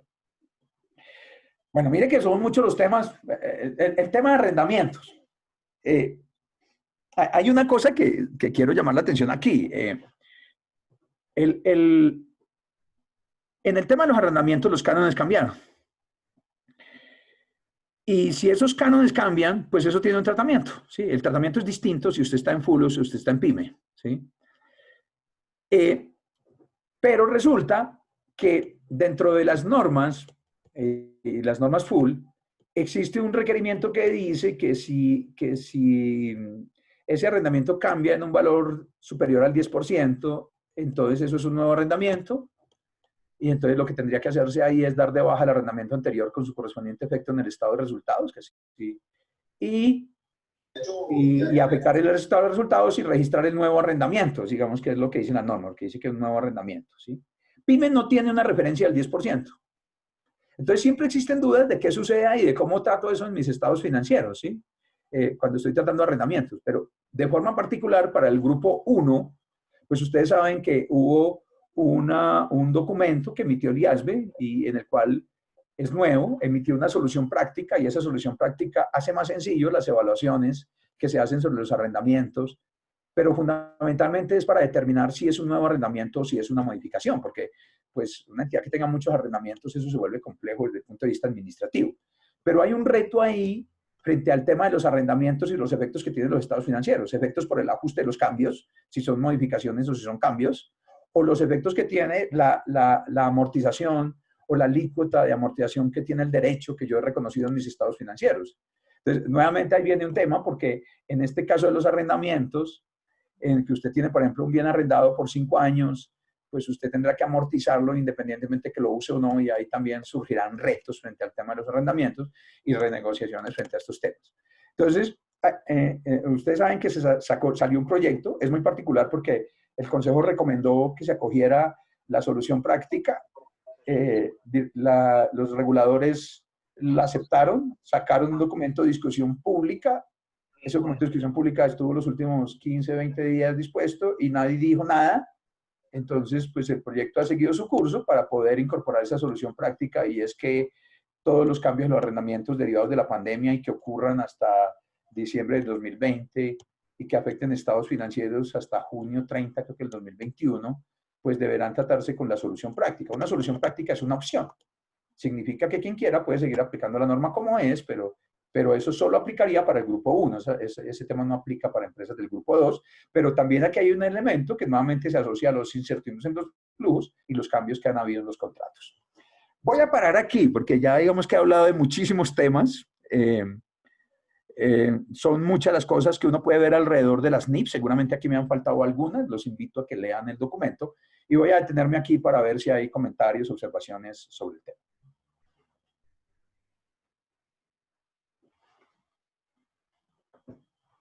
Gracias, doctor.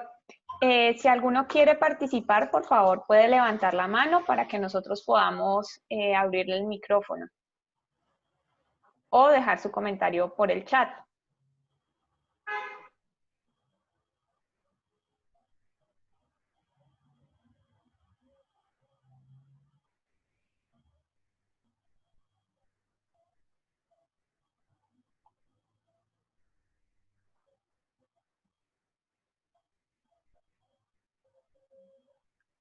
Parece que por ahora no tenemos preguntas, doctor. Bueno. Eso quiere decir que todo ha estado muy claro. ¿Algún comentario? Queremos de pronto tener pues alguna participación de ustedes para saber si tienen dudas, comentarios, algo que quieran aclarar. ¿Será que los micrófonos no están abiertos? Sí, los abres. sí, no, cada uno puede abrirlo o el que quiera participar también puede levantar la mano y con mucho gusto le abrimos. Bueno, aquí una persona nos pregunta a través del chat, Audi Arango. Buenos días, me informa por favor cómo... bueno, Audi, ese material lo tenemos en nuestra página web, igual también está en la página web de ellos. Entonces, si quieres, nos regalas por aquí tu correo electrónico y te lo hacemos llegar con mucho gusto. ¿Alguien más quiere comentar? Bueno, imposible que 130 personas veo acá. Entonces... Aló. ¿Cómo levanto la mano? Hable. ¿Quién está hablando? Bueno, pues interesante el mercado que se tiene en los servicios contables, en las pequeñas y medianas empresas con las estadísticas que presentó el doctor Franco. Y realmente si nosotros vemos nomás la situación de aislamiento, nos va a permitir generar un buen portal, es decir, utilizar las plataformas tecnológicas al servicio de esas empresas de una manera integral que nos permitan, lógicamente, no solamente aportar a reducir los costos para el microempresario y el pequeño empresario, sino también para hacer más proactiva nuestra participación en las decisiones de tipo financiero, porque esta pandemia nos focalizó mucho hacia las estrategias financieras para buscar la supervivencia de los negocios que muchos definitivamente tuvieron que tomar lamentablemente la decisión de cerrar. Pero yo creo que nuestro futuro lógicamente está en la tecnología, en las plataformas, de una manera virtual, con unos servicios integrales, tanto en la parte de procesamiento contable como también en la parte de auditoría. Muchas gracias.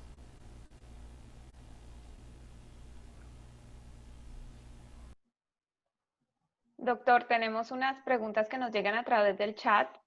Perfecto. Y están solicitando, por favor, si puede aclarar los efectos para las pymes en relación con la reducción del canon de arrendamiento de los locales comerciales en un 50%. Y de igual manera, en relación con el tema de arrendamientos para pymes, cuando el canon de arrendamiento bajó más del 10%. Es que, mire, aquí sobre este tema de los arrendamientos, pues es necesario separar los requerimientos para pymes de los requerimientos de las normas full, de grupo 1 y grupo 2 en el caso colombiano.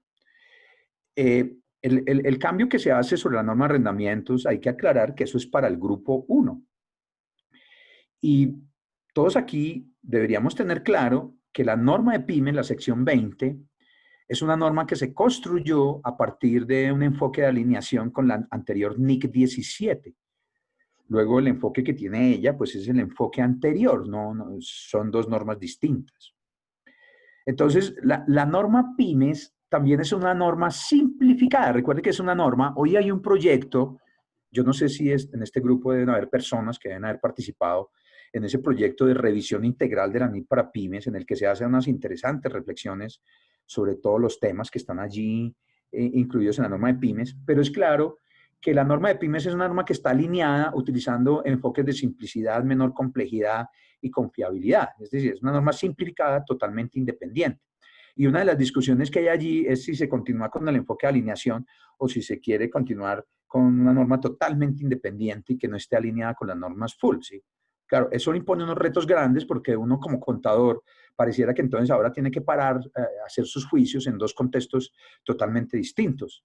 Y claro, cuando todo está demasiado reglado y nos basamos en reglas, a veces no entendemos bien ese concepto de las reglas. Pero tratándose de pymes, pues ¿qué sucede si un arrendamiento cambia? Pues lo que yo les diría es que recuerden que la sección 20 se aplica en el reconocimiento inicial de los arrendamientos, pero resulta que cuando uno reconoce un arrendamiento, miren lo que puede pasar, porque PYME separa los arrendamientos en arrendamientos financieros y arrendamientos operativos. Los arrendamientos financieros, pues son los que se capitalizan y los arrendamientos operativos no se capitalizan. Eso es distinto de full porque la norma full requirió que los derechos de uso de los arrendamientos operativos fueran capitalizados. Luego las estructuras son distintas porque una pyme en arrendamientos operativos pues no tiene nada en el balance porque no tiene derecho ni tiene deuda. Luego si los cánones bajan pues cambiará el efecto que está en el estado de resultados, ¿sí? Pero si se trata de un arrendamiento financiero, miren ustedes qué cosa tan interesante, porque el arrendamiento financiero es distinto del arrendamiento operativo. En el arrendamiento financiero hay una transferencia sustancial de los riesgos y beneficios. Luego, quien ha vendido el bien espera recuperar el costo. Y entonces, cuando uno habla de los alivios, pues esos alivios estarán dados más en arrendamientos operativos, porque en un arrendamiento financiero, ¿qué sucedería, por ejemplo, en un arrendamiento financiero en el que yo tengo una cuota y yo la pagaba, pero es que al final yo voy a ser el titular del bien? Pues quien ha dado el arrendamiento espera recuperar el costo y si esas cuotas se trasladan, pues claramente hay un deterioro de la posibilidad de recuperar el costo y las ganancias que tiene el otro. Entonces, pues el tratamiento de un arrendamiento financiero va a ser distinto y la forma de tratar, si es que eso tuviese alguna disminución y algún efecto, pues tendría que ir uno a la sección 11. La sección 11 se refiere en pymes a los activos y pasivos financieros. Entonces, en este caso estaríamos hablando de un pasivo financiero. Digamos, en pyme, en Full IFRS hay una regla que dice que si hay un cambio superior al 10%, entonces eso es un nuevo arrendamiento, usted tendría que dar de baja el arrendamiento anterior, afectando el resultado y registrando el nuevo arrendamiento. Pero pymes no tiene ese requerimiento, ¿sí? Uno ahí tendría que hacer un juicio frente a eso para ver qué efecto tuvo los cambios, y es probable que eso puede ser tratado no como un nuevo arrendamiento, sino como una modificación del arrendamiento, y el efecto pues estará dado en el estado de resultados. Pero sí es necesario tener en cuenta qué tipo de arrendamiento estamos hablando, y pues en una pyme uno pensaría que esos arrendamientos son operativos y lo que se afectaría es entonces el canon que se viene pagando por un contrato que seguirá estando en el estado de resultados, y es que estos disminuirán significativamente. Pero pues sí es necesario entender las diferencias entre un marco y otro marco. Muchas gracias, doctor. Nos preguntan, ¿hay alguna orientación especial respecto a los costos y gastos que las entidades están incurriendo con ocasión del COVID? Por ejemplo, adaptar sistemas de información, dotaciones al personal, ¿en dónde se deben reconocer? ¿Hay algún tratamiento especial para ello? Creo que en la orientación tiene alguna referencia sobre eso, pero porque nos han preguntado sobre ese tema, que son como nuevos equipos y nuevas medidas. Pues digamos que en ese sentido habría que revisar las normas relacionadas con los inventarios para ver si esas son partidas que son capitalizables o no. Digamos que eso podría ser muy parecido a lo que pasa con la ropa, las dotaciones y la ropa de trabajo, estos temas de cómo se hacen cuando se hacen inversiones importantes. Pero pues claramente ese tipo de inversiones pues podrían tener efecto aplicando normas de inventarios o de propiedades planta de equipo. Creo que en la orientación hay algunas referencias sobre ello. Muchas gracias, doctor. Ok. Nos preguntan, nos dicen, cuando el doctor Franco menciona los cambios en los impuestos diferidos, ¿nos podría ampliar un poco más sobre el tema por el efecto de la pandemia? Es que yo me refería, recuerden que tratándose de impuestos diferidos, pues existen varios modelos. Entonces, un modelo es en el cual uno solamente establecía diferencias basado en los ingresos y gastos del estado de resultados, ¿sí? Que eso es lo que se llama basado en el balance. Otro modelo que incluso, pues yo no sé, ese modelo no ha sido aplicado en Colombia, pero es que, por ejemplo, que el impuesto se establece únicamente considerando la base fiscal, ¿sí? Yo siempre me he preguntado si, por ejemplo, en una empresa del Grupo 3, nosotros hemos dicho, el Consejo ha dicho que en una empresa del Grupo 3 no se deben reconocer los impuestos diferidos porque allí no hay instrucción sobre ello. Pero entonces, ¿cómo se reconoce el impuesto corriente? Entonces, si no se reconocen impuestos diferidos, pues significa que el impuesto corriente se reconoce utilizando el valor fiscal o la base fiscal, una estimación de ello, ¿sí? Pero, digamos ya en estructuras como las del Grupo 2 y del Grupo 1, pues allí dice que el modelo está basado en el balance. Luego uno parte de las diferencias que hay entre la base fiscal y la base contable desde el balance. Muchas de esas diferencias pues pueden estar reflejadas en los resultados o también en el patrimonio o en el otro resultado integral. Entonces, cuando uno reconoce los impuestos diferidos, pues reconoce los pasivos basados en las diferencias y también reconoce los activos. Pero hay, por ejemplo, componentes, inversiones, otras partidas que tienen diferencias, o por ejemplo lo que se llaman los créditos fiscales cuando una entidad ha tenido pérdidas que reconoce activos por impuestos diferidos. Entonces, en ese caso, esos activos se reconocen considerando las expectativas futuras que tendrá una entidad para poder recuperar esos valores. Pues ahí hay que mirar las normas legales de qué plazo tiene uno para poderlos utilizar. Y ahí la pregunta es, una caída en la actividad económica, ¿cómo puede haber afectado esas expectativas de recuperación? Porque si ya se han visto afectadas, pues eso puede tener un efecto entonces en el reconocimiento de partidas de impuestos diferidos en los estados financieros. Y me estoy refiriendo específicamente a los que están relacionados con los activos, los que son créditos fiscales, rentas presuntivas, otro tipo de partidas en el cual la base fiscal es mayor y se ha pagado un mayor impuesto que se espera recuperar en un periodo futuro. Entonces, esas expectativas, dependiendo de los plazos que se asignen, pues pueden tener un efecto en el estado financiero, y por eso es que yo refería que ese tema de impuestos diferidos pues puede ser importante para poder establecer juicios y revisar la razonabilidad que pudiesen tener esas partidas en los estados financieros. Muchas gracias, doctor. Esas son las preguntas que recibimos a través del chat. No sé si alguien más tenga pues algún comentario que quiera hacer. No, doctor Humberto. Hola. Hola. Hola. Hola, ¿se escucha? Sí. Cristian Urtubia de Chile por acá. ¿Qué tal, doctor Humberto? Hola, Cristian. Doctor, una consulta. Cuando estaba hablando de la evaluación de los flujos futuros, todos conocemos que van a valor presente y siempre determinábamos la tasa WACC, donde decíamos que el riesgo estaba incluido en la tasa por el beta o la sensibilización del mercado. Usted habló de un método probabilístico, ¿cierto? Donde insertamos el riesgo en los flujos futuros.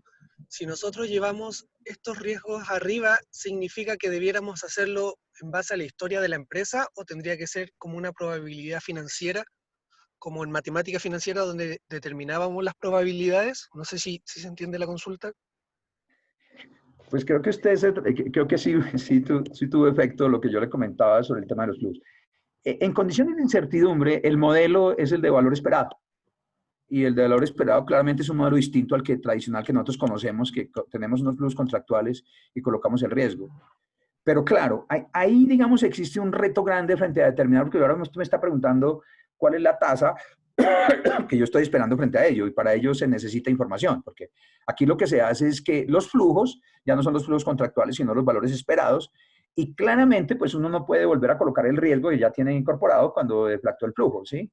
Entonces, aquí hay una cosa, y es que, digamos, usted puede utilizar diversas formas. El problema que pudiese tener es si esas formas son aceptadas por el mercado. Porque es que aquí es, ¿a qué medida llego? Porque digamos, todos los modelos pueden ser viables, pero yo lo que estoy haciendo es una medida en condiciones de incertidumbre. Y ahí por eso yo los invito a que tratemos de entender la incertidumbre. A mí hay una cosa que me llama la atención. Que una cosa tenga alta incertidumbre no quiere decir que no se reconozca. Pero lo que es claro es que la información en condiciones de incertidumbre es una información muy útil. Entonces, por ejemplo, usted puede decir, hay tanta incertidumbre que yo concluyo que el activo y el pasivo no existen. Luego, olvídese que lo pone en el balance. Pero usted también tiene muchas dudas sobre el tema de la medición, porque usted dice, entonces, bueno, ¿ahora cómo lo mido? ¿Qué técnica, qué método uso? ¿Cuántas técnicas uso? ¿Sí? Entonces, pues usted puede tener una técnica. Pero ahí también tiene una gran incertidumbre frente a los datos, porque si usted no tiene datos de mercado, pues usted tiene que imaginarse los datos de mercado y utilizar a veces supuestos internos, y eso lo terminaría llevando a una medida de valor en uso.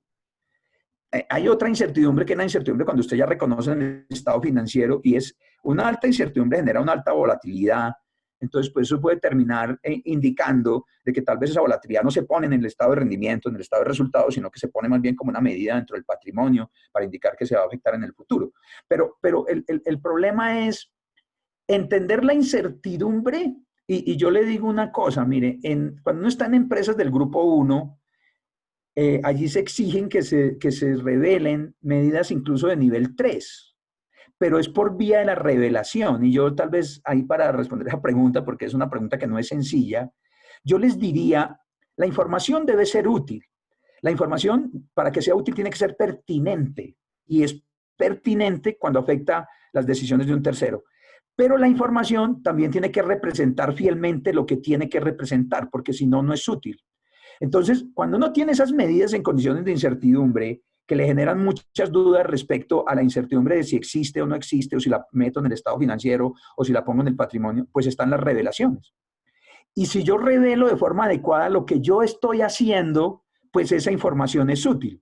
El problema está cuando yo pongo una cifra y no hago ninguna revelación, entonces yo pongo allá un activo intangible formado y digo que eso vale 500, pero no digo cómo lo calculé, ni cómo lo hice, ni cuáles fueron los supuestos. Entonces, uno puede incluir información en las revelaciones, y aquí quiero aclarar una cosa, las revelaciones no son una lista prescriptiva, las revelaciones son un principio.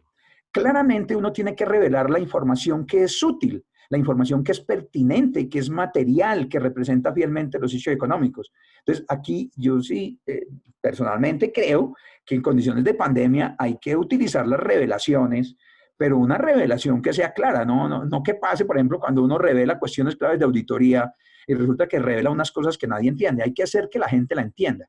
Si se entiende y se indica cómo se hizo, pues la información se vuelve más útil para los usuarios. Yo creo que esta es una oportunidad para que en los estados financieros, y me estoy refiriendo a los estados financieros de propósito general, puede incorporarse esa información. Pero es que uno también puede tener otra expectativa distinta, y es lo que se llama la información especial. Es que yo creo que hay que separar lo que son informes especiales que pueden ser internamente para usuarios restringidos, y yo podría ayudar muchísimo a la administración a tratar de hacer simulaciones, y la información que ya es de propósito general. Si me paro en los usuarios que no tienen acceso, pues es claro que una información en condición de incertidumbre, revelando adecuadamente qué fue lo que se hizo y cuáles fueron los supuestos y qué técnica y qué método. El problema es que en las revelaciones que nosotros hacemos nunca hemos incluido eso, porque pues la norma se ha basado más en reglas más que en principios generales. Entonces, eso es igualito que con la revelación de datos no financieros, nunca se incorporan, pero eso se vuelven mucho más importantes. Por eso es que la contabilidad se está transformando y esto tal vez nos está implicando un reto más grande. Y yo creo que de todo esto que hemos hablado, ese es el tema fundamental. ¿Cómo incorporar en los estados financieros de propósito general y en informes de propósito especial en que yo participo esos elementos que incorporan incertidumbre y cómo hacer que los contadores puedan tener claridad sobre ellos para que le puedan dar elementos a la gerencia para poder hacer un mejor direccionamiento estratégico? Es lo que podría decir respecto de eso. Muchas gracias, doctor. Tenemos a Marta Liliana Gómez de BKF que quiere hacer buenos una días, pregunta. doctor Franco. Tengo la siguiente inquietud. Tengo una compañía que es del grupo 2, hizo un leaseback con opción de compra. El bien, el banco lo hizo con opción de compra, o sea, es un arrendamiento financiero. Pero al hacer el leaseback se produjo una pérdida.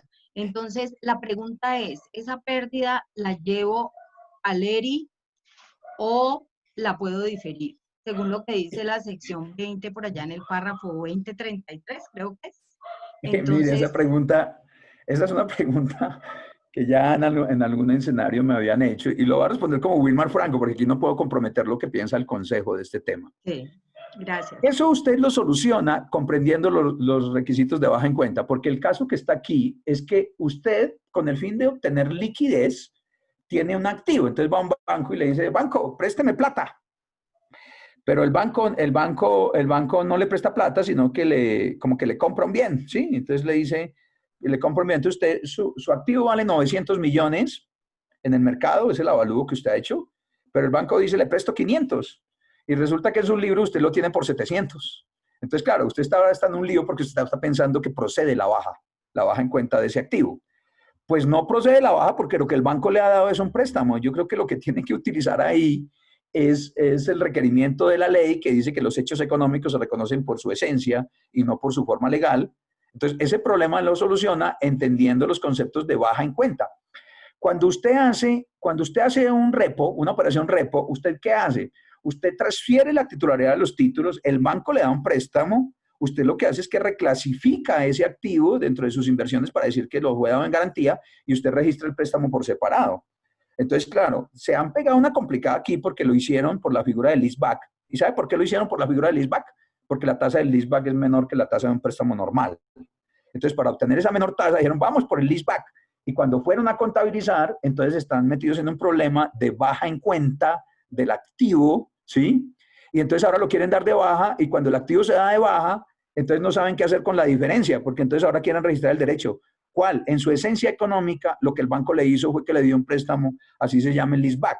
Entonces, en mi opinión, y pues si es que ese es el caso, porque siempre hay hechos y circunstancias que uno no conoce, pues lo que tiene que hacer es mantener el activo dentro de su contabilidad, revelar que ese bien no tiene la titularidad legal y registrar el préstamo y no reconocer ningún diferido.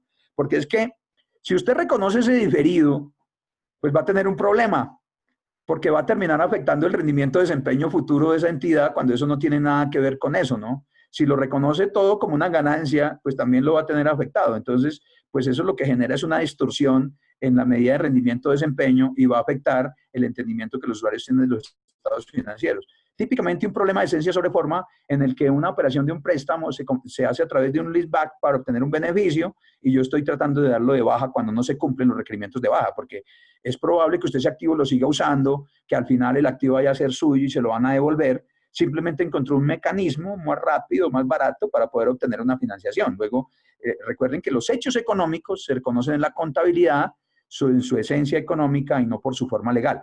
Ahora, tiene un problema ahí, es que tiene que analizar el tema de qué sucede desde el punto de vista fiscal, porque eso es posible que pueda tener otro efecto distinto, pero en la contabilidad yo le diría que lo que tiene es un préstamo. Y se lo digo a título personal porque no quiero comprometer, aun cuando sé que algunas personas del Consejo pueden tener una visión similar, pero pues eso es lo que yo le podría decir sobre eso. Entonces, claro, como usted va a solucionar el problema de las normas del grupo 2, pues allí no dice qué pasa con eso. Entonces, claro, está perdida porque no sabe cómo, cuando da de baja el activo, cómo reconocer la diferencia para reconocer el otro derecho que le dieron, ¿sí? Entonces no sabe si lo vuelve un diferido o qué hace. Pues el caso es que pues no dé de baja el activo y registre un préstamo. Gracias, doctor, muy amable. Muchas gracias, doctor. Esas son las preguntas que recibimos a través de nuestro chat y pues personas solicitándonos el material que nosotros se los vamos a enviar.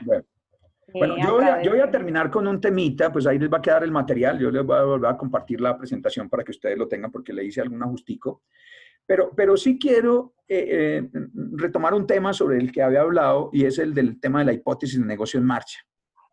Es que creo que en condiciones de pandemia, ese es el tema, el tema más retador es ese bendito tema de la hipótesis de negocio en marcha. ¿Por qué? Porque uno va y mira NIC 1 y habla ya del tema de negocio en marcha, y uno va a la PYME, que también tiene la misma referencia, y encuentra una condición similar. Y entonces le dice que cuando la entidad, después de las evaluaciones que ha realizado, esto supone que la administración se ha hecho una evaluación de la hipótesis de negocio en marcha. Recuerde que el auditor también hace una evaluación de esa hipótesis de negocio en marcha, ¿sí? Está claro que el auditor tiene que hacerlo, pues no está tan claro a veces que la administración tenga que hacerlo, y si uno hiciera una evaluación sobre eso, pues tendría que mirar en qué se basaría. Pero es que eso es muy importante porque es que analizar si la entidad podrá continuar o no podrá continuar, eso tiene efecto en las cifras que se revelan en los estados financieros. Porque las normas de información financiera se hacen bajo el supuesto de que la entidad va a continuar operando, es decir, las mediciones no se hacen sobre la base de liquidación. Por eso es que usted encuentra activos medios al costo, otros al valor razonable, diferentes medidas. Es una empresa en marcha y pues cada una de las medidas que están allí, que son propias de un enfoque financiero, pues hay múltiples bases de medición dentro de la contabilidad. Algunas veces quisieran que hubiera una única base. Entonces, cuando existen incertidumbres importantes, pues cobra importancia las revelaciones. Ese es como el primer componente. Es decir, si hay incertidumbre, pues las revelaciones tienen que mostrarse. Pero la norma también dice que si no se utilizara, que habría que revelarlo y habría que indicar cuáles fueron las bases que se elaboraron para esos estados financieros. Entonces, claro, ahí uno ve esa empresa y dice, yo no estoy en liquidación todavía, pero estoy teniendo problemas porque estoy comenzando a perder mi patrimonio por vía de que mis ingresos se fueron y mis gastos no. ¿Yo qué hago? ¿Sigue siendo válida esa base? Pero, y aclaro que aquí estamos hablando de los informes financieros que se dirigen a usuarios indeterminados. Entonces, la pregunta es, ¿y qué pasaría entonces si una entidad concluyera que la hipótesis de negocio en marcha no es aplicable y que tiene que aplicar otra base? Pues si se va a liquidación la entidad y dice, no, aquí definitivamente la liquidación, pues la base de liquidación es la que le sirve. Ahí hay una discusión en Colombia que las liquidaciones que empezaron antes del 1 de enero del 2018 se hacen con el 2649 y las otras con la nueva norma. Y allí hay un concepto que es valor neto de realización y el valor neto de liquidación que está incorporado entre esta norma. Pero no es tan claro cuando la entidad que está en dificultades, ¿qué tiene que hacer? Entonces, primero, pues tiene que aumentar sus revelaciones, pero si las bases las cambia, pues tiene que revelarlas. Y aquí hay elementos.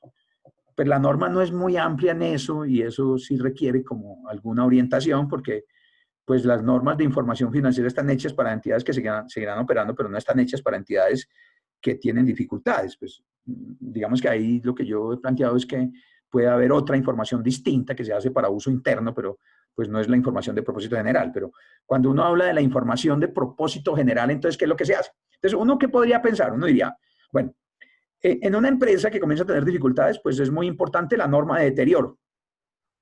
Entonces, la norma de deterioro requiere que el valor en libros de los activos no exceda su valor recuperable. Y el valor recuperable es el mayor de dos cosas, que es el valor en uso, que es una medida interna para la entidad, eso no es valor razonable, y el valor razonable menos costos de venta, ¿sí? Que es así se basa en las expectativas de los participantes del mercado.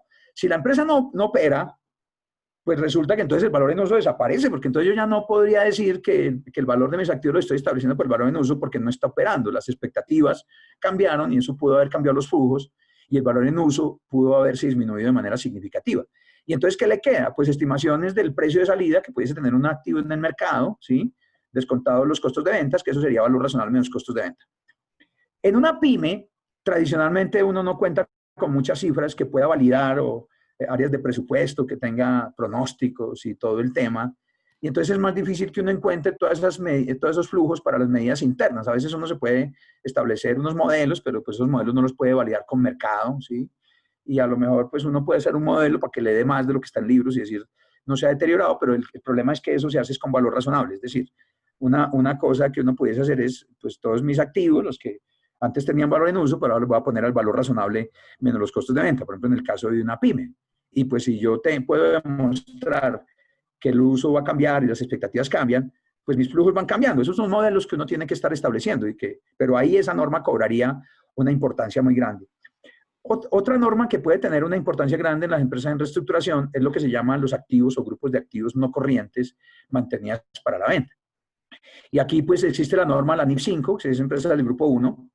En pymes no existe, no obstante que pymes sí debe presentar operaciones discontinuadas y no continuadas en el resultado, no existe el requerimiento para el balance, pero hay que tener en cuenta que si una entidad como una pyme tiene activos que va a disponer, pues esos activos ya no tienen valor en uso, y nuevamente si no tienen valor en uso, pues terminarían medidos al valor razonable menos costos de venta, o por lo menos al costo o al valor razonable menos costos de venta, el menor por vía de la aplicación de las normas de deterioro que están en pyme. Eso generaría un efecto frente al tema. Digamos que ahí hay dos elementos que están alineados con los requerimientos que tienen las normas, pero digamos aquí es, bueno, ¿y qué pasa si ella le diera por medir el pasivo a otra medida distinta? Porque la norma habla de valor de cumplimiento como una base de medición, pero pues ninguna norma dice que el pasivo se mida al valor de cumplimiento. Y entonces, ¿qué eso sería, por ejemplo, si yo decidiera colocar el pasivo a valor de cumplimiento? Recuerde que el valor de cumplimiento es como el valor de uso del pasivo. Pues no es adecuado utilizar el valor como valor en uso, pero pues es el valor por el cual la entidad podría cancelar el pasivo.